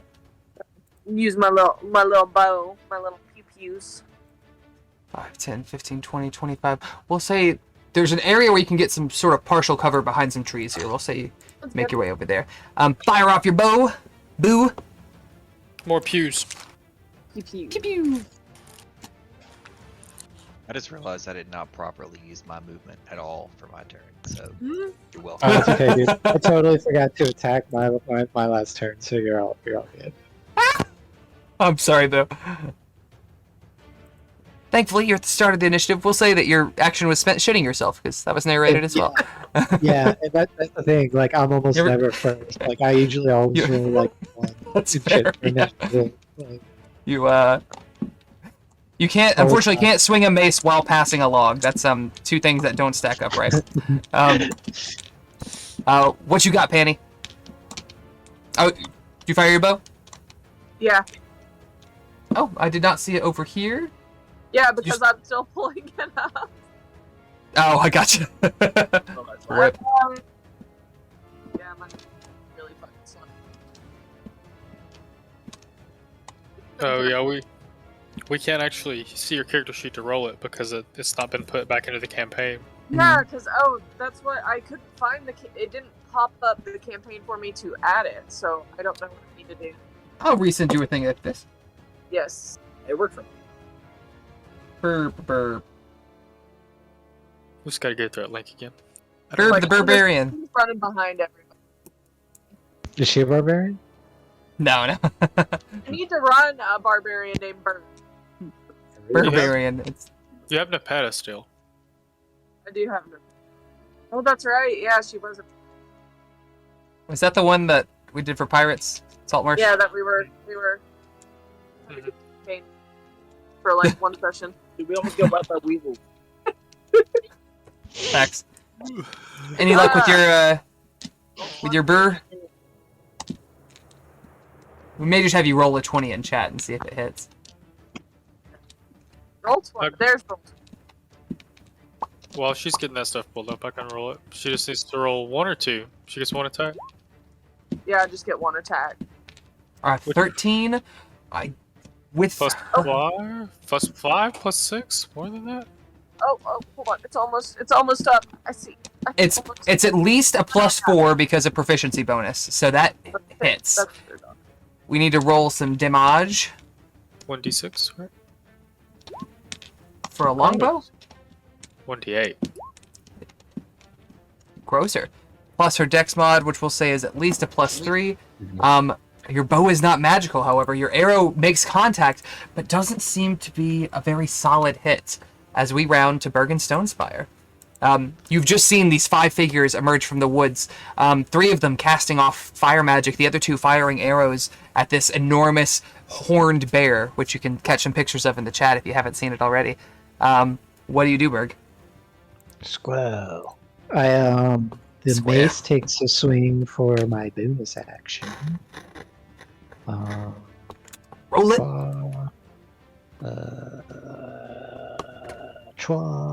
Oops, I rolled it wrong. But whatever. Very solid hit. It's a 19. Roll some damage. That's a nasty looking bear. Let's see if It's spoopy. I love him. I will die for him. I might die for Oh. Excellent. Main action. And main action, regular attack, shooting Pop, pop. ace. Oh, an 11 does not hit, unfortunately, my dude. Goldbrand, what do you do? Oh boy! Goldbrand's Oh, gonna... actually, I'm sorry. It is the beginning of a new round. At the end of Bergen's turn, it's going to take a claw attack on you, Goldbrand. Do it. Feed my rage. A 19 hits.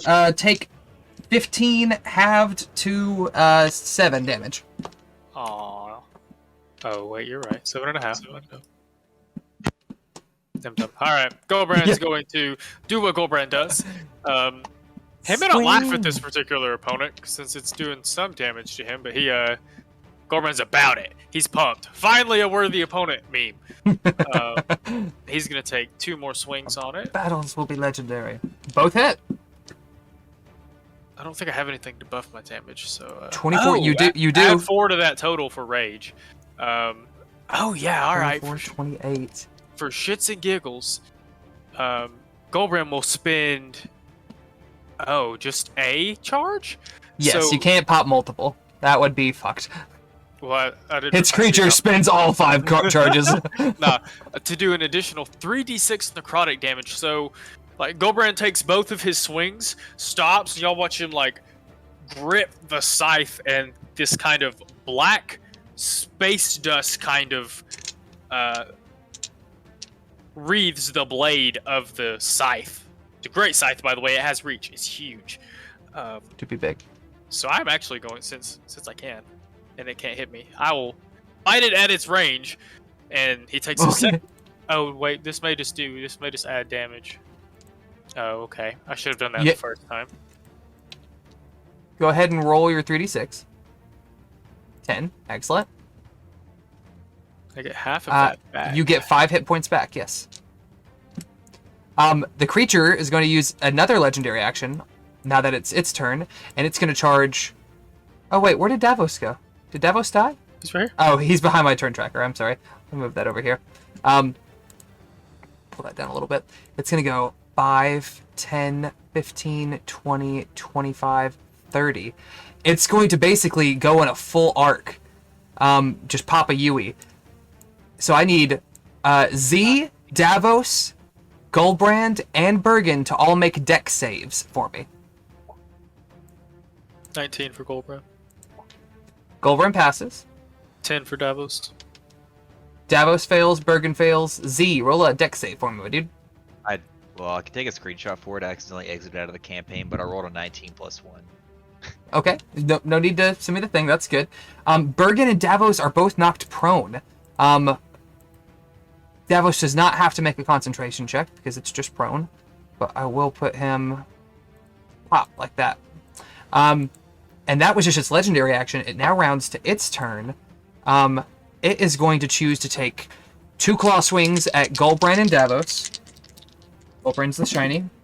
Goldbrand a 19, Davos also a 19. It does not hit Davos, does hit Goldbrand for a total of 12 damage, halved to 6. And then it's going to take its bite attack on Z, which it gets a 17. Does that hit? Yes. 17 hits for 15 piercing damage as it bites into you. It ends its turn going to Davos, who is down for now. Davos used half his movement speed to get back up. So I'm assuming just because he's behind it, he can't step away from it without getting pinged again. If it leaves its range, it can. Yeah, that's what I thought. I think Davos is almost in panic mode. Man, I hate to keep burning his shit though. Yeah, I've only used one. That's what he does. Like, well, you're right. I've only used one first level spell slot. No, guidance is also a first level. No, he gets uses of those. Yes. Anyway, he's probably gonna do the thing. He's probably gonna pop it. He's gonna use his first. oh, Does he get 2 attacks? he does, because he's a what I paladin over level 5. I forgot that technically this thing was guiding struck, so roll one more time for me. Oh, okay. Okay, first hit does not hit. Roll your second swing. I think he's probably gonna smite. He's got to hit it before he can do that. Well, he hit a 19. He rolled a 19. Oh, I didn't see the third one pop up. The 19 does hit. His weapon is magical. I'll Bonus figure it out. Bonus action smite. Yes. Is it a bonus action? I don't see it on here. It might be under spells. I got you. Here's the 2d8. This because it's the ability. Wow. That's unfortunate. He doesn't get anything for smiting. I thought he had a thing, but I don't think so. Oh, that was inspiring smite that I clicked, but it doesn't matter. Go ahead. That's all he can do. Okay. At the end of Davos's turn, the bear, and it's a little awkward the way it's rotated. Can I do partial rotations here? Let me give a better indication of how it's exactly set up. There we go. That's a little better. It's going to take its rear leg and actually step on Bergen. Bergen, you are now pinned to the ground. Make a strength save for me. That didn't have to hit? It's a save. Oh, let's see. 6. You are now restrained, as well as prone on the ground. I'm gonna throw a little net on you for restrained. As we go to Z, what you got, dog? It's facing me, so I assume if I move, that might be bad news. Potential. Unless you can blip away. I don't know what to do. If you can, it's hard to do without being meta. You can get out of its immediate vicinity, but if you get much further, it's going to try to swipe at you. I just don't want to be underneath it anymore. No, yeah, you can move out from under it, but if you go much further, it's going to try to get you. Okay. You know what? For now, I'm just gonna move right there. Okay. And then I am going to use Magic Stone. Oh, interesting. Okay, you enchant 3 stones. I think that's a bonus action spell, if that's correct. Yeah, I think because I took it, it's like a class feature or something for a feat that I took. Gotcha. I will say you can use an action to throw one. I think it is just one at a time. Yeah, Devin. Roll it here to hit. Yeah. I don't know if that's 27. That definitely hits. Yeah, roll your damage. Go I forget what that is. Seize this D4 plus motherfucker. something, D6 plus something. plus- Using his plus fucking 4. spell. Throwing rocks at a fucking 10. giant bear spirit. So, yeah, I toss one of them for 6 damage. I like this ones. Hopefully. Hopefully 6 No. damage. No, yeah, you do. It is magic, so it does the full effect. I have to add something back because I thought you said +4 earlier, so my bad. As we round to Orin, Orin is going to come up a little closer, 5, 10, 15, and he's going to fire off. He doesn't have any more level 4 spells. Let's go to level 3. He's going to try to slow it. What save does he have to make? A wisdom save? That is unfortunate. He got an 18 naturally, plus whatever this fucker gets to add, which is at least a +1. So he passes the slow. I think that's a save or suck. It is, I believe. Yeah. Oh, up to 6 creatures? Yeah. Oh, because it's upcast. God damn, that's fucked. Okay. That aside, at the end of his turn, or excuse me, Tabitha goes in the same initiative order. Tabitha, it's gonna make her way up a little closer too. She's gonna try to go at it with her silvered weapon. Or no, she will try a spell.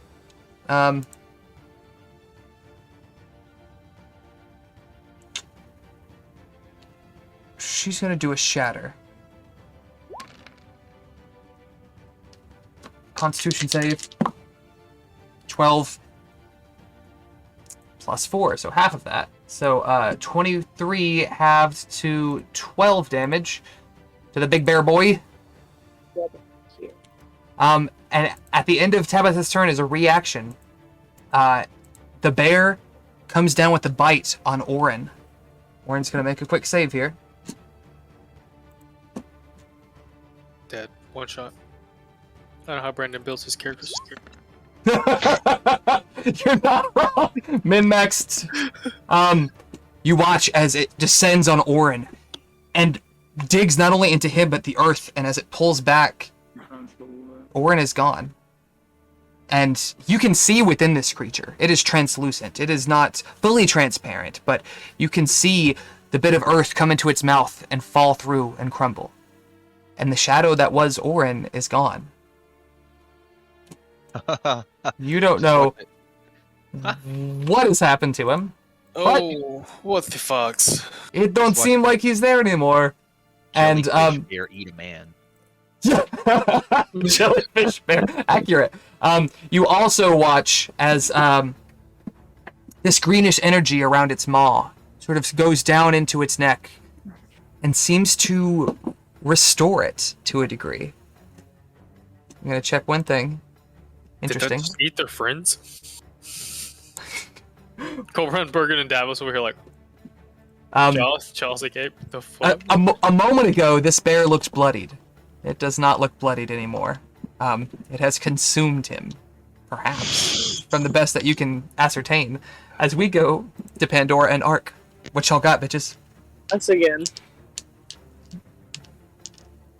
Huh. I don't like this bear. Oh, Very astute. Like us that don't use magic at all over here. May work in your favor for some things. gotta make a grumpy cat. While Burb's thinking it over, what you got, Ben? Is he standing directly behind me right here? Is that what I'm reading? Yeah, more or less. Okay. You're talking about Ark? Yeah. Yeah.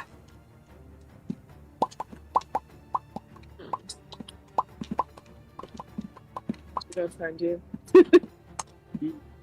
You know what? I'm gonna try Old Reliable, even though I'm doubtful of its efficiency, and go ahead and explain.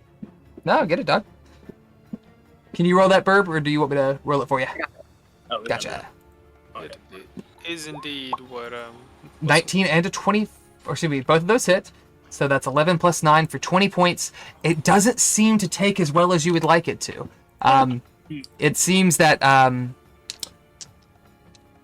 normally I would have to make an Arcana check for this, but we'll say since there's been several rounds of attacks, I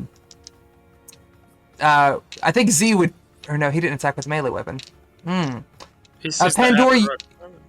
Pandora, you noticed after your arrow hit it that it didn't do quite as much, and you gather that non-magical weapons don't deal quite full damage on this thing.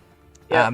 And the spellcasters would notice that it seems to have an easy time of dancing out of their spell's effects. An easier time than most, I'll say. Alright, with that, Ark lays into this fucker. Anything else with your turn, my dude, before we go to Pan? I think I'm gonna hand it over. He can make a bonus action attack if he wants to. Oh, true. Oh, because you have the 2-weapon fighting, that's right. Good, yeah. Might as well. Is it one more time? That also hits. Bam. Alright, Bam Margera. Alright. What do you got, Burb? I'm gonna keep trying to shoot at it. I don't want to get close to it. I mean, shit. Like, there's You just saw it swallow Orin like 10 feet from you. That's a reasonable reaction, yeah. like, I'm over here just, hoping for a nat 20, I guess. Fire away. 22 hits for a total of... Oh, I will say that before you did this, you can use your bonus action to hide. Roll a stealth check, and I'll roll this thing. I need to look up its perception. Oh, yeah. I can be a sneak. Oh, damn. I leveled up to my stealth. Oh, damn. God. I don't think he got a nat 20. He got a nat 20, and that still does not see you. Hell yeah.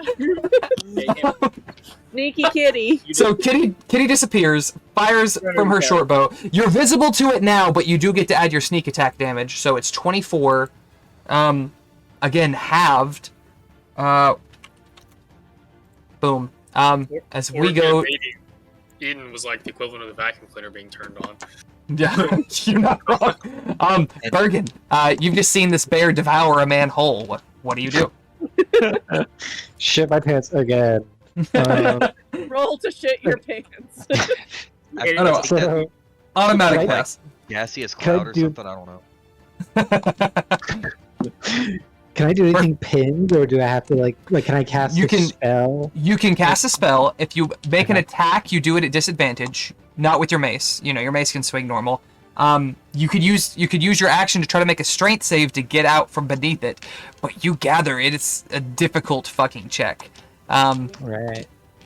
I'm going to bonus action. Fourth level. No, third level. Healing word at Z. Let's go Excellent. tall. literally pinned beneath the giant bear. I got you, bro. 16 points of healing to Z that the bear intercepts and takes it. No. Eats it. Action. So I can make a strength check, you say, to try to get out from under this, or I can make an Yes. attack at disadvantage. Correct. Or anything else that you could do with your action normally. You've used a spell, so it would have to be a cantrip if you wanted to do Right. that. I think that's most of your options, though.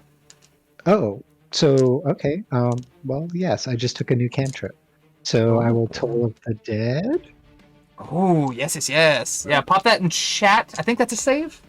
It is. Wisdom we saving proceed, throw. Let me ask, Yes. how do you do that?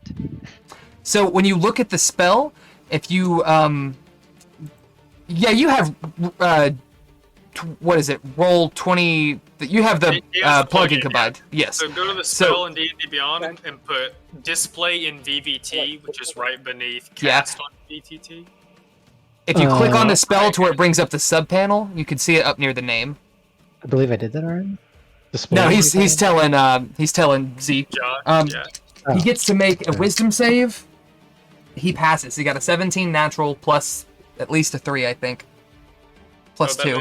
That is wisdom. So still roll your damage. Oh no, it's never mind. It's not a save. The save or suck. Target is missing any of its hit points. It instead takes 1d12. That doesn't matter because it's already got the thing. Okay. Unfortunately, does not seem to take hold.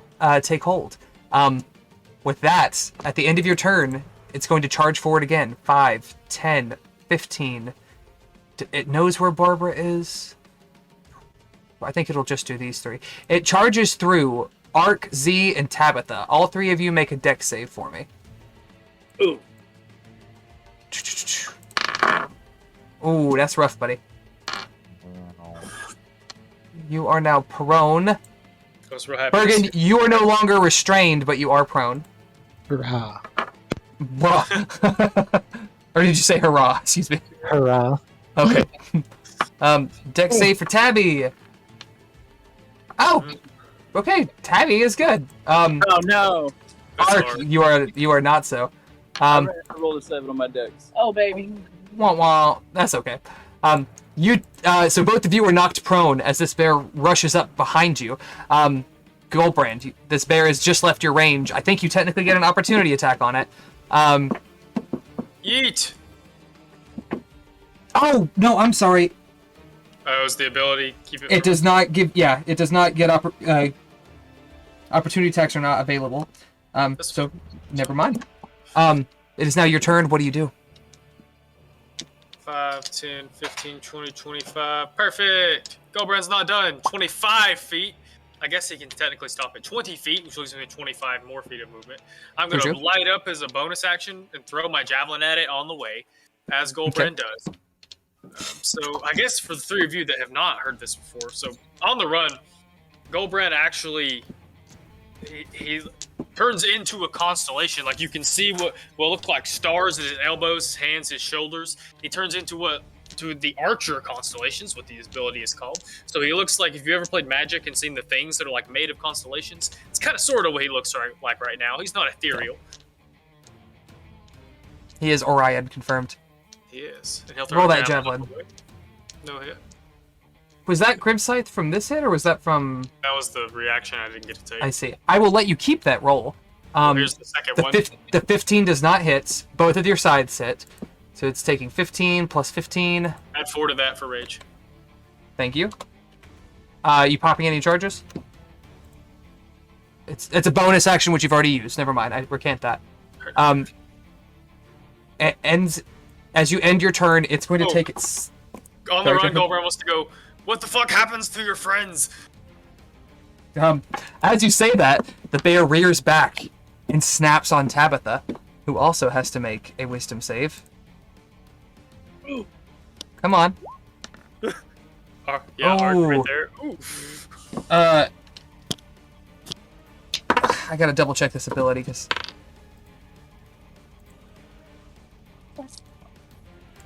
You watch as the bear digs into the dirt and pulls up again, and the shadow of Tabitha fades as the dirt falls through its mouth. It seems to have consumed them. The best you can gather. It's weird, but that's what you think is happening. And once again, instead of green, it's this black magic that sort of courses through his throat, and his wounds heal up a little bit. It is now its turn, and it's going to use it to take a bite attack, a claw attack on each of the 2 of you that are down, so it's advantage. This first strike is for Ark. That definitely hits. Ark, take 12 points of slashing damage. Ooh. Z, also take 12 points of slashing damage, and it's going to go for a bite on Goldbrand. 15, does that hit Goldbrand? Yes. Okay, then you're taking 15 points halved to 7. As we go to Davos the Dawnbringer. Bumpity, bumpity, bumpity, bump, Davos, bump. the Dawnbringer, who is me, is going to. He doesn't have a whole lot of range, does he, without burning more of his things? I don't think so, no. That's alright. That's alright. Oh, hold on 2 seconds. I'm going to make sure this isn't something great. Alright, he's going to try it, because just in case. 5, 10, 15. I don't think he has to. He's going to cast Hypnotic Pattern. Oh, excellent. I know it's a save. It's a What type of save? Wisdom Wisdom. save. DC 14. He has a nat 20 and a 17. He passes. Alright. Is it a save or suck? It is a save or suck, indeed. I think so. You watch as Davos, his amulet lights up, and this dazzling array of light just hits all of the leaves and trees around you, and all of you find it beautiful and unusual, but the bear does not seem entranced by it. Should make everyone roll for that. Happy. Like, pretty lights. Pandora, you make the save at disadvantage.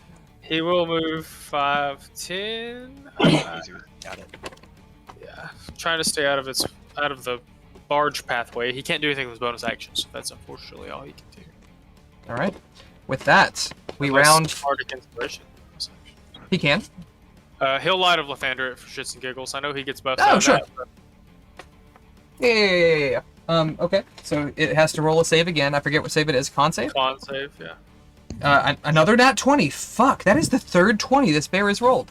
Getting them all that. Lucky for you guys, not on damage, but all right. With that, we go to Z. You've just seen Tabitha and Orin both get swallowed into oblivion? Question mark. What do you do? Right. I'm prone, so I have to use half my movement to get up, right? Yes, sir. Okay, cool. So I do that, and then I am going to cast Darkness directly on this thing's freaking eyeball forehead. The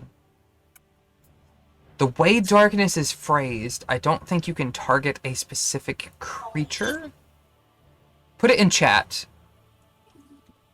I haven't figured out how to do that, if I'm being honest with you. I tried to figure it out. So go to the spell in your spell list and click the name, and it should open like the toolbar on the right or card on the right. Then go to the top right and click cast, or well, no, cast on. Display Will not. BTT. Yeah, Got I was it. about to say display puts the text. Cast on actually casts it. What am I looking for here? I was doing something. Oh yeah.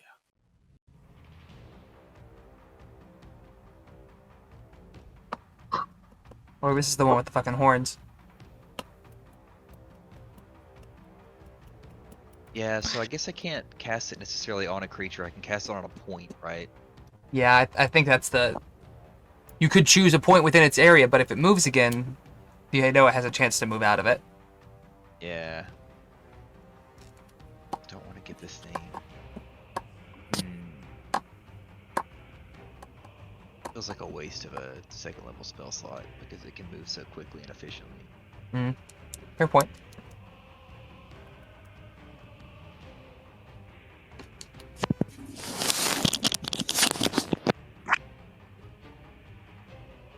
Let's see.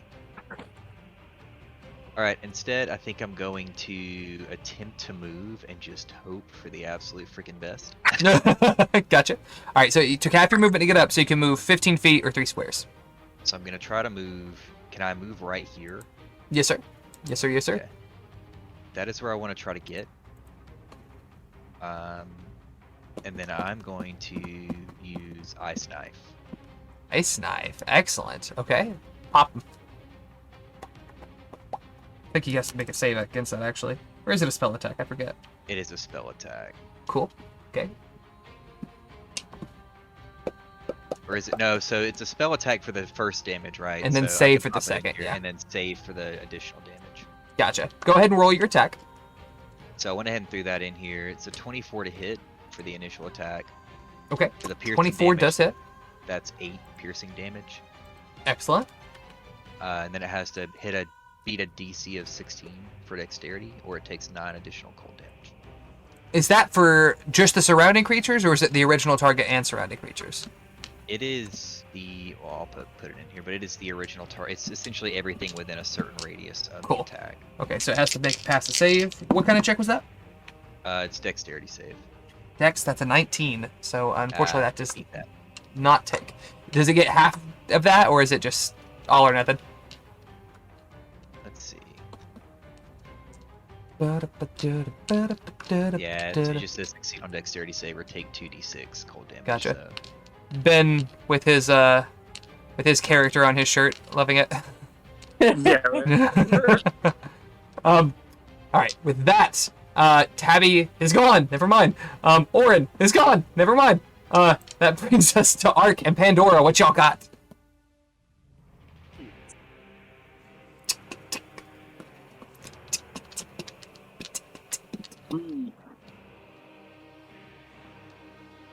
I will say you're also on the ground right now. You're not pinned, but you are prone. So you have to use half your movement to get up, or you could swing from down there. This rock wall I'm next to? That is a like, Yes, like sir. a rock wall. Yeah, it's about 10-ish feet up. So to climb it, you would have to use, I think, 20 feet of movement. But you could get up there if you were to choose to. I think I'm gonna do that. I'm gonna take the high ground here. I'm gonna kind of like vault myself up and then launch up the wall. Gotcha. Okay, so you have just enough movement, I think, to do that and get up from your prone. So what do you do once you get up there?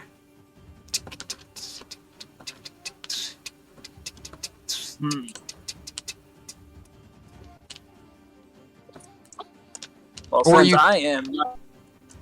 Sorry, what? I was gonna say, or you could take your swings and then move up there if you would like to do it that way. Actually, I would like to do it that way. Yeah. Yeah, go ahead. Point being, I'd like to take the high ground, but doing some damage on the way up would be nice. Yeah, swing, swing.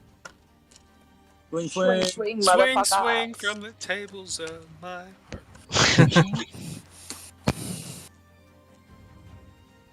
You like to be 12 and alone. 24. 12 and 24. 24 hits. Roll your damage. Am I? Oh, I'm not at the bottom. I see. Loop. Okay, so 9 damage. Bring. Oh, halves to 5. Because it is resistance. You have a bonus action Bitch. swing as well if you would like. Oh yeah. Also yes. I keep forgetting to hear about the tech. Yeah, me too. How dare, Barb? How dare? How dare. What? You eat the fucking best beef Wellington in the world and you forget how to play D&D. God. Burr, what you got, girl? I'm just gonna keep trying to shoot this bitch because I don't want to like. Yeah, you can choose to hide. Friendly reminder for your sneak attack if you would like. Yes, I would like to do that. In Okay, fact, roll a Should stealth do I check. need to roll stealth again? Yeah, roll stealth. Don't roll another natural 20. Oh, a dirty 20. Okay, Dirty it got 20. a natural 1. So yeah, you're gone. Fuck it.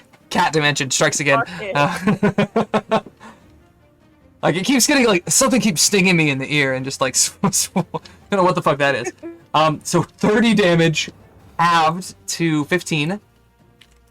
Still, you know, better. Excellent, excellent. Bonus action? Or no, it's your bonus action to use your stealth check. I'm sorry. With that, Bergen, you are back at him. I think you're standing up now. Is that right? I think I'm prone. He like did it like- again. no, he was he had me pinned Oh. and he like ran away. You're right. I got you. So you can use half your movement to get up if you would like to.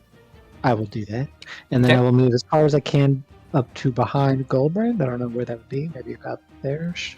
I think you could get one more square if you wanted to. Yeah, you should be able to get 3 squares at least. Yeah. And then bonus action. How far can my mace get? I Can think it get it's through the 30. wire? I think it's 30 feet. 5, Are these 10, 10? 15, 20, 25. It could get there. Okay, cool. Then he gonna do that. Gonna Swing, swing. Let me find the right level mace. I love giving people earworms. Devin has worms. And they're not the cute Futurama ones. 21, solid. And that is magic, so that takes through fully. Main action. Main action, shooty mace. Get it. Mace. Mace TM. Which is also magic, so that gets full damage there. Excellent. Sexcellent. Fuck you, bear. Fucking trying to fuck up Winnie the Blue over here. Goldbrand, what you got? Goldbrand's can do what Goldbrand does. He doesn't even have to move. I don't see any reason to do anything else. Oh, there's that nat one. The 18 hits. With a nat 1, your arm becomes engulfed in dark energy as the scythe takes hold. I'm kidding. That would be fun, though. I was excited. I was like, oh no. Unforeseen consequences of my actions? Oh boy. There's my 9. You're 9 for what? Oh, to see if you hit somebody else. You're not within... Oh, it's a 10-foot reach. Roll damage for both of those. Oh god. Both of those? Both of those. Why both of them? Both of those, I said, Devin. Excellent. Alright, the scythe slashes into the creature and does a chunk of damage. But on the second swing, you carry through, and the long arc that your weapon makes cleaves into Bergin's leg. Bergin, take 12 points of necrotic damage for me. Or slashing Oh, damage, damn. excuse me. Yeah. Times. Fucks. And now the scythe has a taste for your blood. As Goldbrand ends his turn, this thing's going to make a reaction attack against you, Devin. 28 to hit for 6 damage to you, because you're raging. I want to pull it just because I can. You want to pull it? Pull what? I'm going to summon a black hole. You ain't got no pull. Yeah, I do. It's this pull. I know which Rated one you're lead. talking. What's the save on it? 16? Wow, that's a pretty high save, actually. But it's a bear, a giant bear. Oh, but it rolled like shit. Oh god, let me look at its strengths. I guess backing away from us. I don't think I can pull it all the way out of Z's range, but I can try. Is there a size modifier on that at all? Not for that one in particular. I think some of them do, but not this one. Strength plus 6, it fails. Barely, but it do fail. It just says a creature. Is within 10 feet of you. Excellent. So we're gonna pull it 10. It's 10 feet. Yeah, 10 feet back away from us. It's pulled back. That was your reaction. It is now the creature's turn. It's going to 1, 2, 3, 4. Walk right back up. It's gonna 2 claw attacks. 1 at Arc, 1 at Z. Z, you're the shiny one. Z, that's an 11, so that misses you. That's a 23 for Arc, though. So Arc, take 12 points of slashing damage, and it's going to bite again at Goldbrand. For a 20, 15 points of piercing, half to 7, Devin. How's Goldbrand looking, bud? He's not blooded yet. Oh, that's good. With that, we go to Davos. Davos? I'm sorry, you're going to remind me sometimes that's me. Oh boy, I'm scared. I think, so, he does not have a 10-foot reach. He does not, no. I don't like his things. How does it look? It's beyond bloodied. It's not battered yet. Well, getting close. This is looking a little rough. He's going to cast some guiding bolt at 3rd level? Do it. 25 hits. With an 18 radiant damage. All of that goes through. 60... You don't hear that? Hear what? Exactly, thank you. Alright, no bonus action, so we go to Z.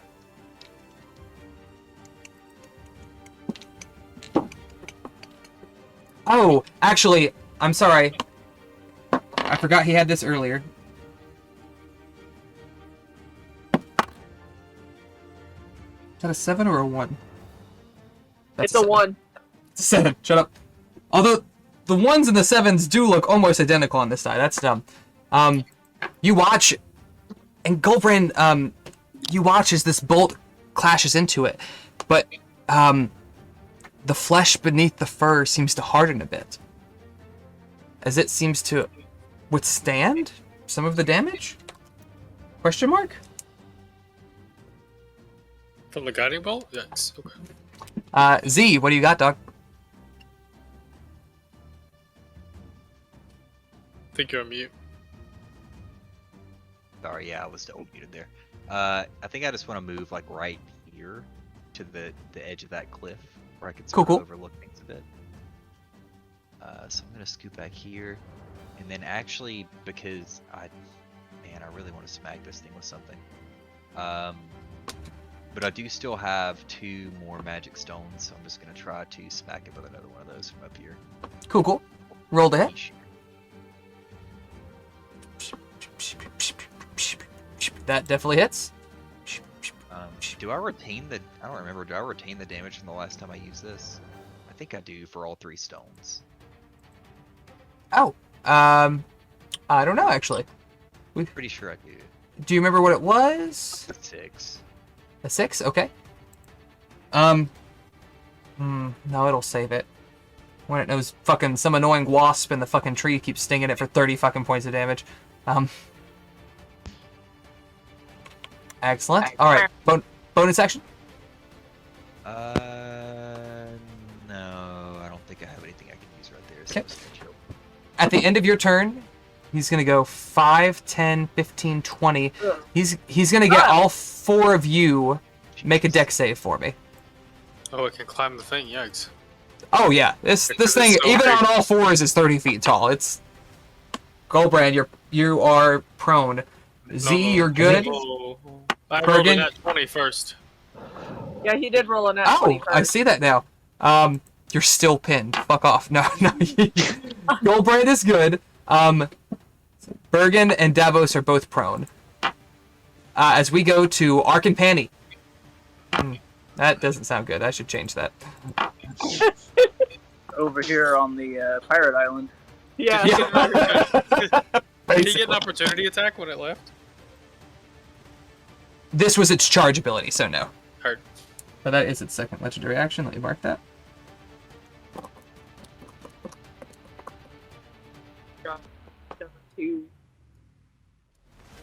What you got? Like over there. They are actually. All right. Hold on. Let me count some squares real quick. Okay, so.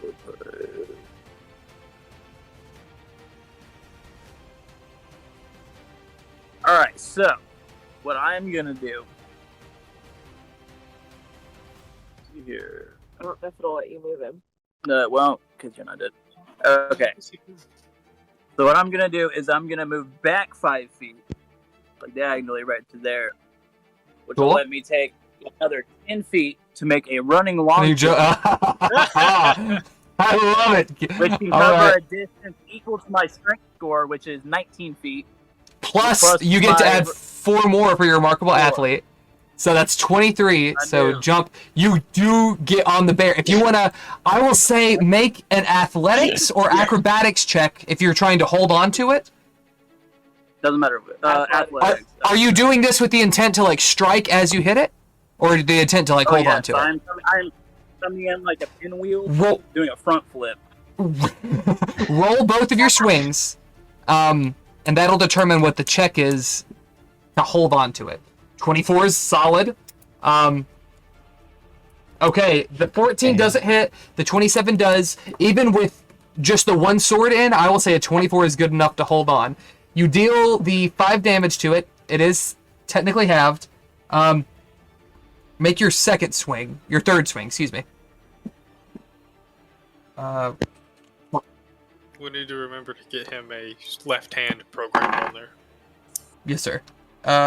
Interesting. Okay. You go to stab into it. Like, you have the one sword in it. The first sword doesn't quite make purchase. You go to stab into it again, and you find that its skin is harder. It's trying to defend itself in some way. The second one does not seem to do any damage. But you are effectively...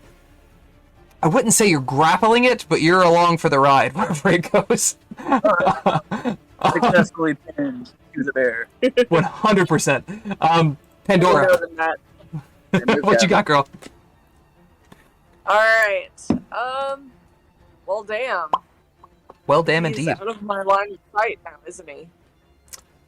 No, he's big enough to where you can, because while those are two trees between you, you only have to compete with like the trunk. You can like see through enough to see him. Okay, because I want to keep shooting him. So yeah, 'Cause roll I'm a stealth over check here first. minding my own business, okay? Yeah. So I'm gonna do what I've been doing. 21. He can actually see you if he rolls well on this. I think he needs an 18. 17. Like a barber rolled sub 10. Nope. Yeah, it's still got a 21. It does not see you. Roll damage with sneak attack. And when it used another one of those. 30 damage total. It's going to use its final use of this. 15. Boo. You fire, and as it hits it, again, your other arrows have gone relatively deep into its ethereal body, but this does not quite do it. And Goldbrand, do me a favor, make a wisdom check. Oh, I can do that. Just straight wisdom? Just straight wisdom. Gay wisdom. Gay wisdom. When you're trying to recall Lady Gaga lyrics, gay wisdom, kick in. 23. You recognize this. This is something you have done, something your people have done. This is Stone's endurance. You don't know what to make of that. So I'm not going to lie to you. That motherfucker looks like Uthgardt a little bit. That's what Goldbrand thinks. That's interesting. That's a little scary. Thanks. Do you say that out loud? I mean, yeah. I don't know if they talk while they fight. I don't know if we want to make that canon, but I mean, yeah. There's time for quips, like short things. You can't. So far. Yeah. something along the. Do me another favor. Roll a persuasion check. You know my persuasion's no fun. Yeah, it's shit. I say that knowing full well that hell yeah, look at you. Damn. That's actually not terrible. You say that. Uthgardt's girlfriend screams. You say that, and the creature's head like looks at you. And you're literally like right beneath it. Like there is literally a dragon hanging off of its fucking neck, and it just looks straight down at you. Bergen, it's your turn. What do you do? I have to use half my movement speed to get up, or am I pinned like I was before? You're not pinned like you were. Oh, actually, it does have its last legendary reaction when Pandora ends her turn. It is going to pin. We'll say Davos. Oh no. Oh. It can try. Don't say, oh. Hang on. Wheeler, whoa, Devin. Whoa. Well, Okay. The bear looks down at you and goes to bite you. Does a 23 hit? Yes. Does a 23 hit? Take 6 points of piercing damage. Yay. As How close the is he to me, but you're touching him. So, oh wait, Goldbrand? yes. He's a good ways away because you're I imagine like on the top or like the side of the bear. You're about 20 feet off the ground. Never mind. But- Never mind. Devin, as it bites into you, you hear "Let him witness us both." As it tears into you, Bergen, use half your movement to get up. What do you do?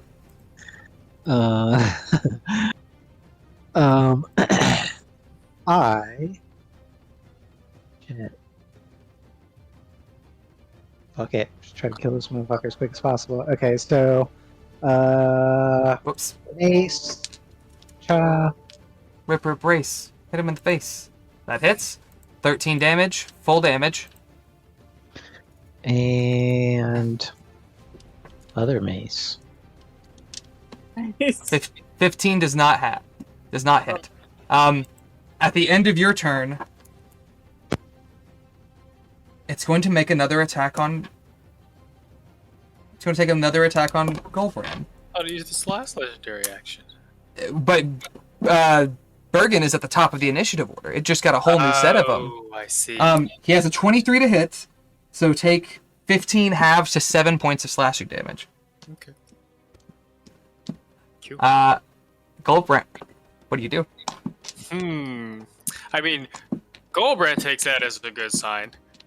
Yeah, If he it's knew what he meant, yeah, he's like, okay, fine. Sounds great. One of us is gonna die, and it's gonna be glorious. I guess Total barbarian Viking mindset. Love it. I guess he will back out to the range. I think it would be weird to be right up on something with a great axe. So, Great scythe. Great scythe, thank you. Is it a great scythe or is it an okay scythe? We're figuring it out. It's the extra plus Good. plus. Is that 18? Okay, sorry. Oh, the 18 hits. The 15 does not. That's 18 16. damage total. 18. Do you want to pop your shit? I do actually want to do that this turn. So that's one more. So it's Oh. gross. So what is that? 2, 3? What do you mean 3? I rolled a 5. I see. Wait, do I get? Hold on. I didn't predict you using the Grim Scythe with this, Oh, I've been counting that wrong. and that has me at odds with how I want to do this.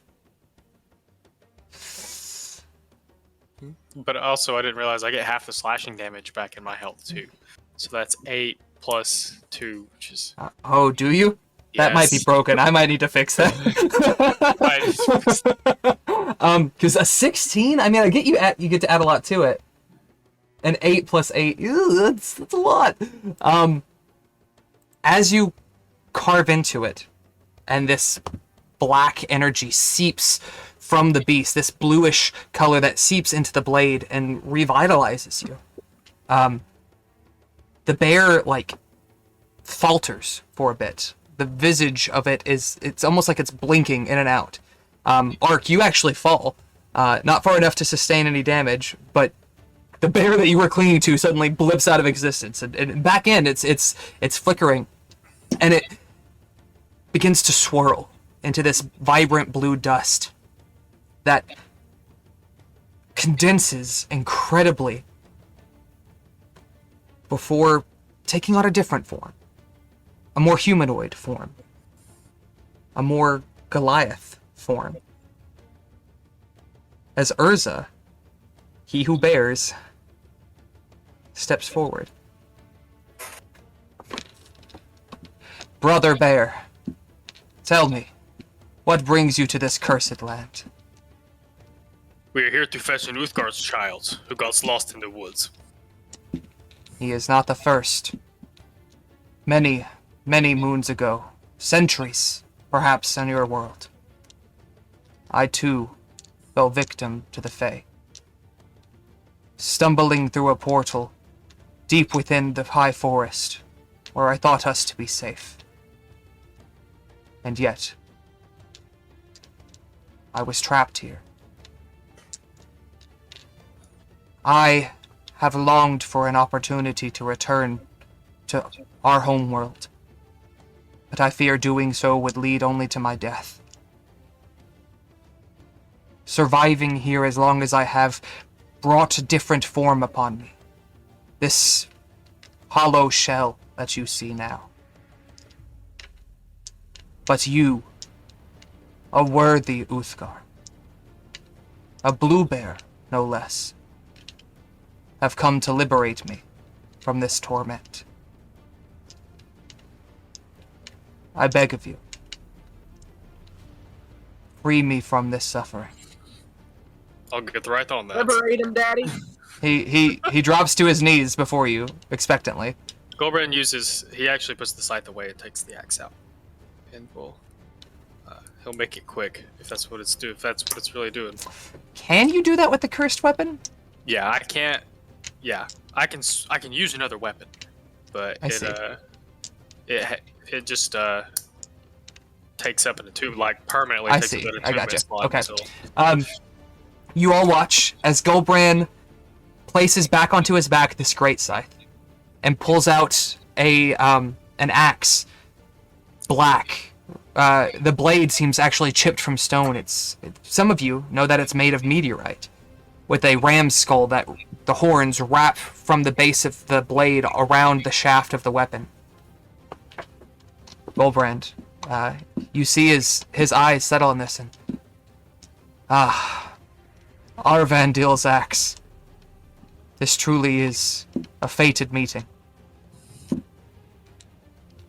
Goldbrand, If it gives you any solace, you died upholding the path. whoosh, dies with a smile on his face. And immediately, his spirit breaks back down into that dust. And it seeps into the axe. The horned ram's head. The eye sockets glowed a dim blue. And you feel a presence not all unlike when you do your prescience. The guiding hand of a fellow Uthgardt. Your vision flickers through countless transformations that this person has made in the Feywild. Things they have fought, things they have done just to survive. Becoming all sorts of creatures. Bears, wolves, oxes, eagles. And as you come back to reality, you feel as if you've gained some of this knowledge. For your wild shapes, you can now use your total level when determining what you can turn into, rather than just your druid level. So you now have access to swimming creatures, flying creatures, and a much higher CR. Well, it's capped for me because of my subclass, but that's dope. It's capped? What do you mean? Only one subclass of druid actually gets above CR2 creatures. I see. But you weren't at 2 before, so you've Yeah, for sure. grown significantly. It's about that moment that you realize there's another presence nearby. Who's next? Well, seems like we're all having some charming reunions today. Fuck's this guy's. You all turn to see a dark creature. And actually, I have a picture that I'm going to pop up from several weeks ago. Excellent. You see a figure with glowing yellow eyes, long knife-like ears, large hooked wings. Shit, that didn't send. Oop, there we go. Large hooked wings and a firm, chitinous-looking tail, almost resembling a scorpion's. A long black steel rapier with glowing lines of red and purple energy running down the blade is held tightly within his grip. He possesses a terrible beauty, both handsome and fearsome simultaneously, as a wicked grin curls his lips, revealing a maw of razor-like teeth. You have found who you now realize is the person who has abducted Gideon. Azazel. Azazel. And with that, my dudes, we'll pick up there next week. Some demon shit. Indeed. Part demon, at least. And we don't see Gideon? You don't see Gideon. Means we have to make him talk before we kill him. I hate it. Thanks. Hey, look, like I the want to perspective of immediately this flick my play. last stone. I really like this one. You know what? Roll a hit. We'll see. It's pretty in line how we've treated him in every encounter. He God starts. damn it! This one again. he monologues that were like, "Fuck you." Oh, A 16 does not hit, my dude. But Damn. he chuckles at the attempt nonetheless. Excellent. You guys have killed Urza, he who bears, freeing him from a life of he who bears. Yeah, I know. I was expecting Davos to make all sorts of fucking jokes about it, but I also expected him to make the Winnie the Blue comment, but you know, this'll work. With that, hope you guys had fun. I know I did. I do want to ask you guys, what if we were to go from 10 to 1 instead? Would that work better? Would that work worse? I know that Spencer said earlier that it's not so great for him because he has to get off at midnight.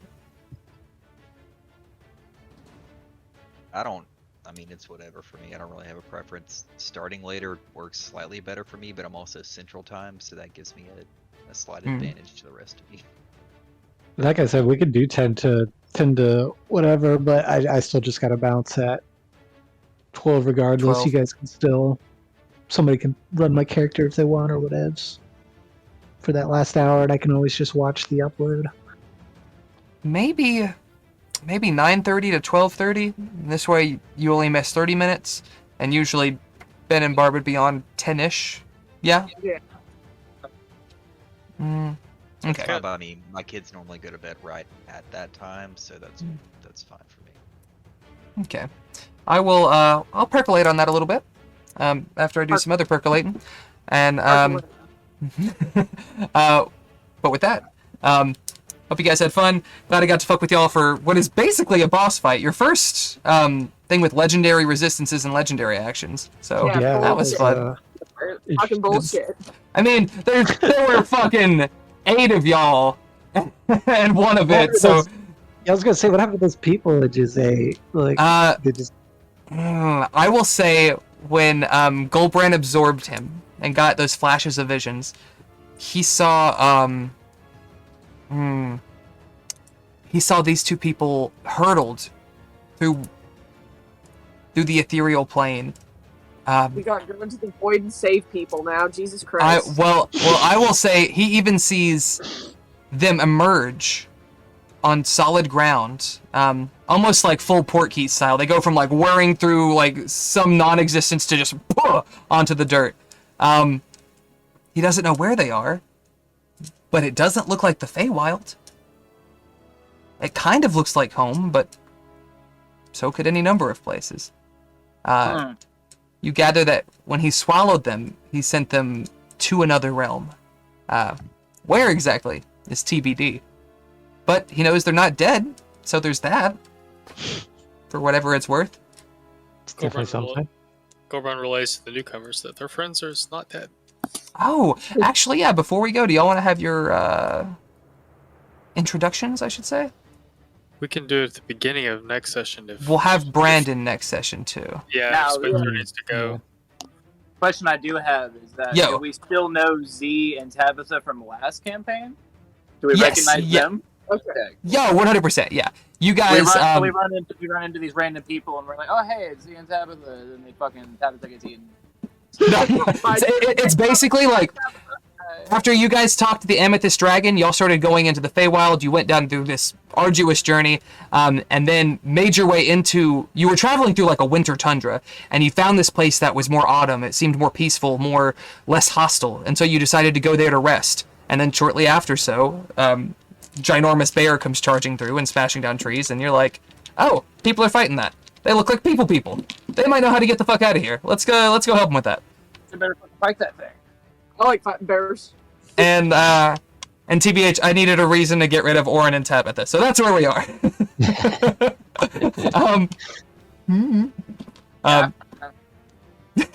Plot convenience. Run into a giant monster, I'm more than apt to wrestle it, so... True facts. And what a way to meet people. Not only did you guys come in literally guns blazing with fire magic, literally leapt onto a bear. Like, all right, Yeah. I'm gonna fucking grapple this thing. Let's go. Pretty epic. Oh, yeah. With that, my dudes, we're gonna go ahead and call it a night. Love you guys. Take care of each other. Be good to yourselves. And is it Friday at 9:30? Yep. Question mark. Question mark. Catch y'all later, guys. Later, guys.